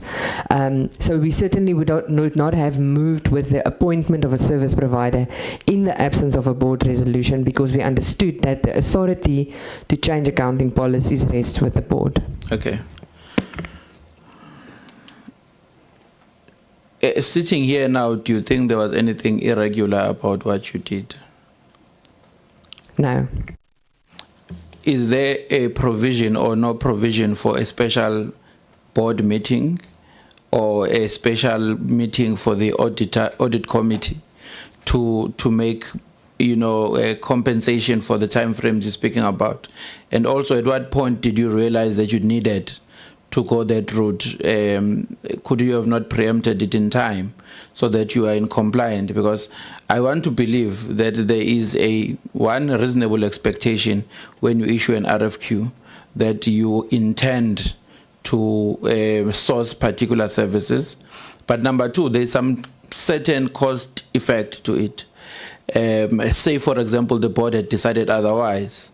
Those elements would have been problematic in my own thinking. Unless if you disagree with that, can I have your opinion? Thank you.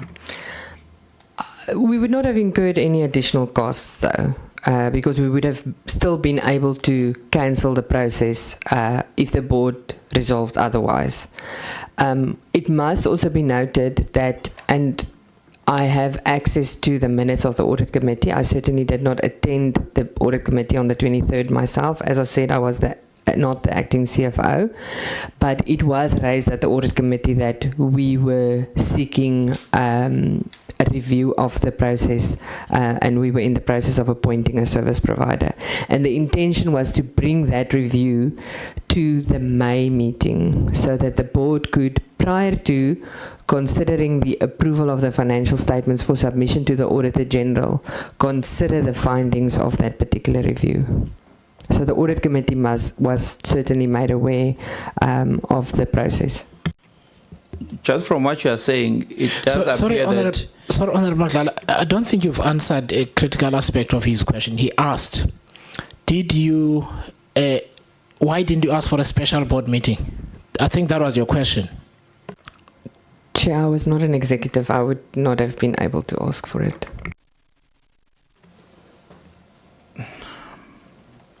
I think you could have. I think you're working with the executive, not you directly as a person. When I say you, I mean as part of management at RAF. You could have thought of that process, but I take your response to say you could have made a proposal or a request that we think there's an urgent matter that we don't want it overtaken by events, and we propose or we want to request for an urgent board meeting to consider it given the time frames. But I take your response.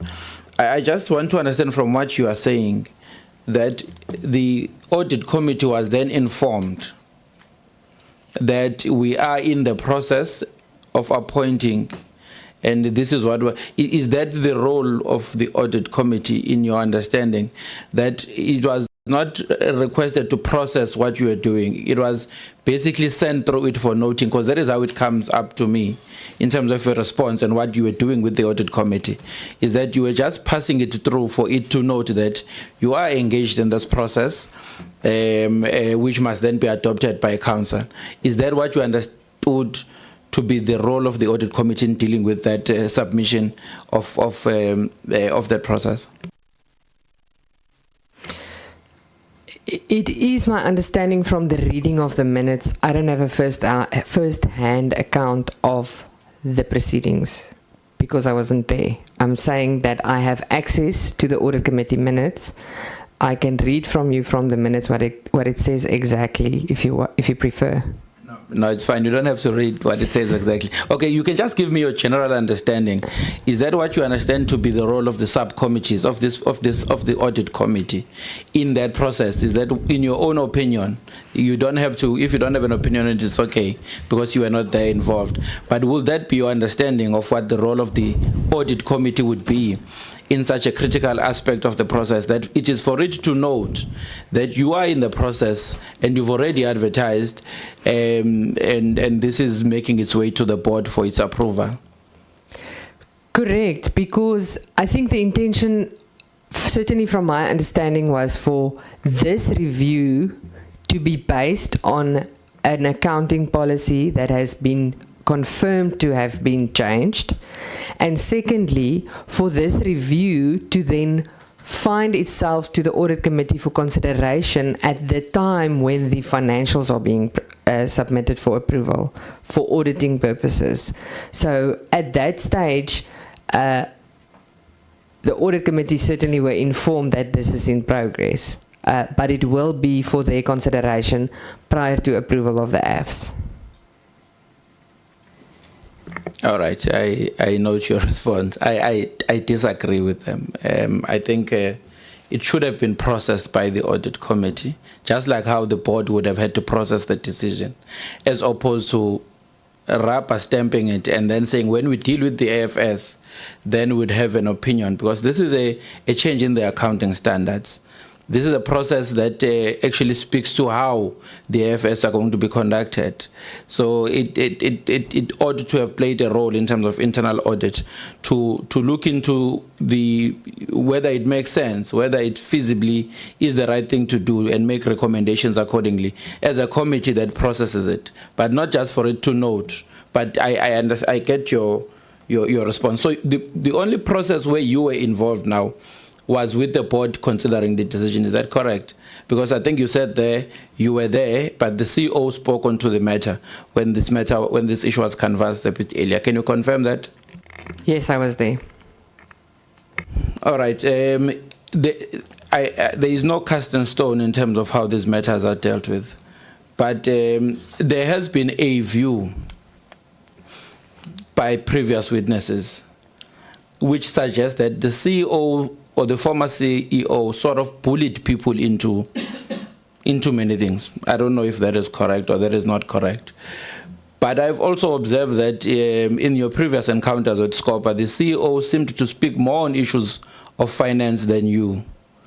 I want to understand, in that particular board meeting where the CFO presented, firstly, I want to understand that you're saying that he led the discussion on the matter and you made a contribution, or he presented the matter in its holistic approach with your presence there, or you'd need to refer to the minutes.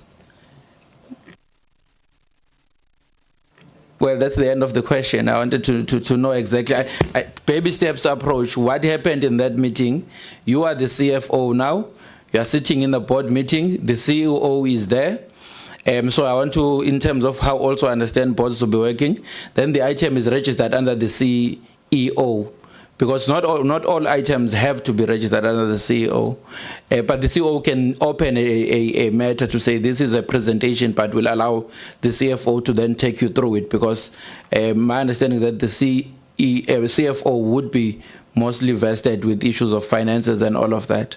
So I want to understand, in terms of that meeting, what happened. Whether you had any say in it, or you were just there present and the CEO was doing all the deliberations on it.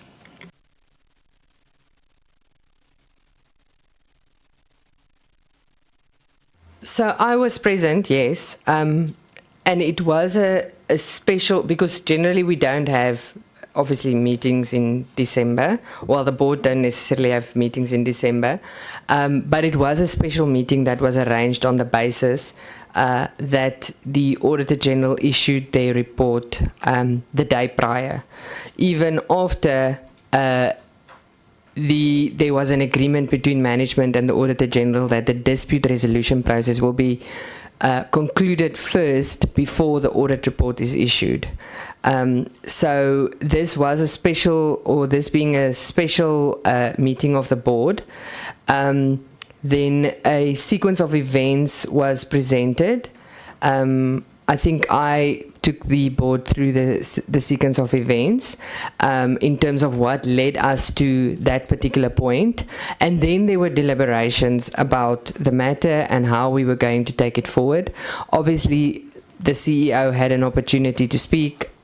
Other executives had an opportunity to speak, and board members also conversed on the matter because I think in the previous meeting, the vice chairperson was chairing the meeting because the chair was unavailable, and so we were discussing what had transpired in that very short space of time between the beginning of December and the time when the auditor then issued their audit report. So there were still discussions between the board through the vice chair and the head of audit at the Auditor General about providing us with a technical opinion for consideration by the audit committee. So it wasn't necessarily a structured meeting where a formal agenda was circulated and presentations were being submitted by various executives. It was a special meeting on the basis of the audit report being issued the previous day. Okay. I'm getting more confused. In injury time, but you still have 5 minutes of injury time. Yeah. So, but I think my confusion is the fact that this was a special meeting. well, even if it's a special meeting, my understanding is that the agenda would be circulated, but not within the prescribed period of time, not within maybe 7 days before the meeting and so forth and so on, but there would be an agenda. A special meeting is still a formal meeting, but also my confusion is about this matter which was dealt with. I mean, the RFQ was issued about a few days back, but the special meeting is not called on the basis of that RFQ. It's called on the basis of what you say was a letter from that came a day before the special meeting date. Is that what you are saying? That what prompted the special meeting is a letter from, you said, from the auditor, from the AG that came a day. Can you just clarify that part? Then I'll ask the last two questions. Is the issuance of the audit report on the 21st of December. All right, no, it's fine. Let me move from that. You said there were many reports that seemed to concur with an idea that RAF should be a special, a social benefit. Did you not consider that on the basis of the strength of those conclusions, the approach should then inform a direction towards supporting the change in legislation as opposed to the litigation process? I mean, you've got many people agreeing that this is supposed to be a social benefit, and you know that the legislation does not prescribe it as such. In whether taking that and composing it in a motivation for the speed up in the amendment of the necessary regulations versus taking that and basing it to move towards litigation, what would you, thinking about it now, what would you have considered to be the most logical thing to do? I think, yes. I mean, we have always maintained that at least at an operational level, we can only do so much in terms of both solvency and liquidity, the daily operations of the Road Accident Fund, the way in which claims are being investigated and assessed. All of that, which is contained in the current RAF Act, does not make it any easier for us to process claims. So a change in legislation is the ultimate way of solving a lot of the issues, certainly as it pertains to the limitation of benefits as well. But I think it must be said, and I think I also included it in my submission, the Office of the Accountant General and the ASB have not really been fair to us. Everyone seems to suggest that we should wait for this social benefit standard. It has been in the making for the longest of time. And it is a matter of national interest, really, because if RAF is overstating its liabilities, and I'm putting it out there to say RAF has in the past overstated its liabilities to the extent that it was, and it gets consolidated into the national balance sheet, it's overstating liabilities. And if we want to compare ourselves to our international counterparts, the international standard is being used internationally. Why would we as a country want to overstate our liabilities when compared to other countries? It doesn't make sense. So I think the only option was to have changed the accounting policy to be able to be comparable with international entities of a similar nature. I think my time is up. No, thank you. No, we'll be back this evening, Honorable Madlala, and I will make a plan. All right, thank you. Yeah. Thank you. Can I just ask quickly? So can I read to you what the Accounting Standards Board said in 2016? Can I do that? It is in RAF versus AGSA 2. It's paragraph 51.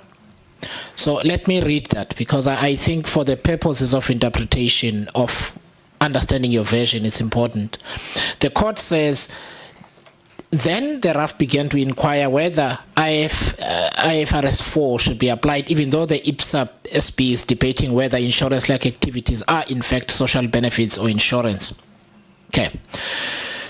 Then it says, in response, on 13 July 2016, and in a letter to the Road Accident Fund, the ASB advised that from a consistency and accountability perspective, the entities should continue to account for their benefit as insurance benefits. It stated, and then the judge reproduces a portion of the letter.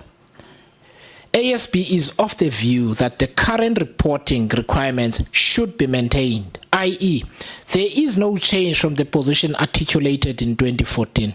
Entities should still consider, I always say IFRS 4, in developing accounting policies for their insurance or insurance-like activities as outlined in Directive 5, determining the GRAP reporting framework.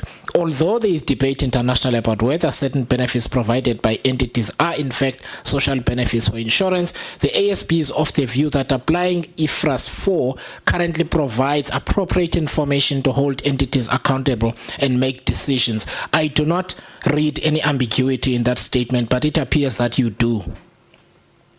Is that ambiguous? Chair, it's an excerpt of the letter, and there is other facts that are contained in that particular letter that must be traversed as well. Okay, we can do that in the evening. But your position is, reading the totality of the letter, the ASB never made it clear that you should actually use the continuing, notwithstanding this paragraph, which the court has relied upon in making its decision, because it then turns on this aspect of the letter. Your reading is different to that of the court. Correct. Okay, that's the one thing. The second thing I want to canvass with you, we can come back to this later. The second thing I want to canvass with you, and then we go for lunch, is that you've said the litigation is about the determination of the Auditor General. Right? It's not about the accounting policy. You do know that you are playing with words with us, ne? You are. Let me explain why. The reason the Auditor General makes that finding is because the accounting policy changed. The majority of the judgment traverses the accounting policy itself significantly. It does. It makes findings on the accounting policy in order to arrive at a determination of whether the Auditor General was correct or not. It does. Don't do that, Ms. Potgieter. No, don't do anything. No, please don't do that. You've said here these are two separate matters, and they're not. They're intricately linked. That is why the court has gone for an extensive amount of this judgment on the accounting policy and the discussions between yourselves and the ASB and whether ASB played its mediation role properly or not. The whole judgment is about the accounting policy because everything turns on it.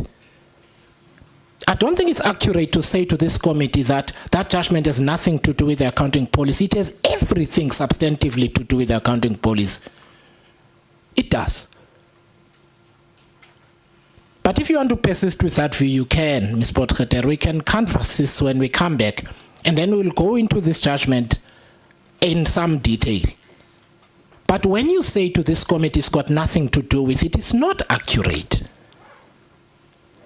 The court would otherwise have never traversed it at all. Why do they go through it for so long? If it's irrelevant. Is it irrelevant? It's not irrelevant, but our wish in the application we're not talking about wishes. Review. Is it relevant or not? Is it germane to the decision of the court or not, the accounting policy? Is it relevant or is it not relevant? It's the way in which the auditor concluded its audit opinion, Chair. It is a review of the audit opinion, and that was the application.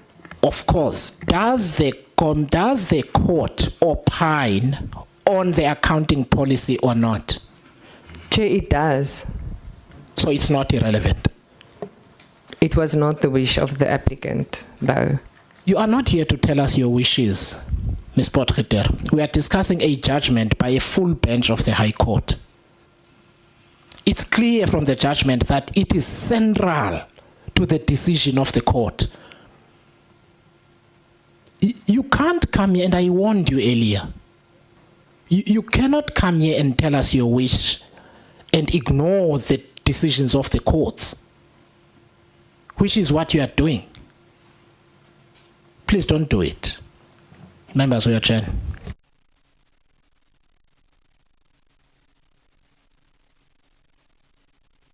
We are back at 6 o'clock, members. Yeah. And there is food downstairs, so for everyone.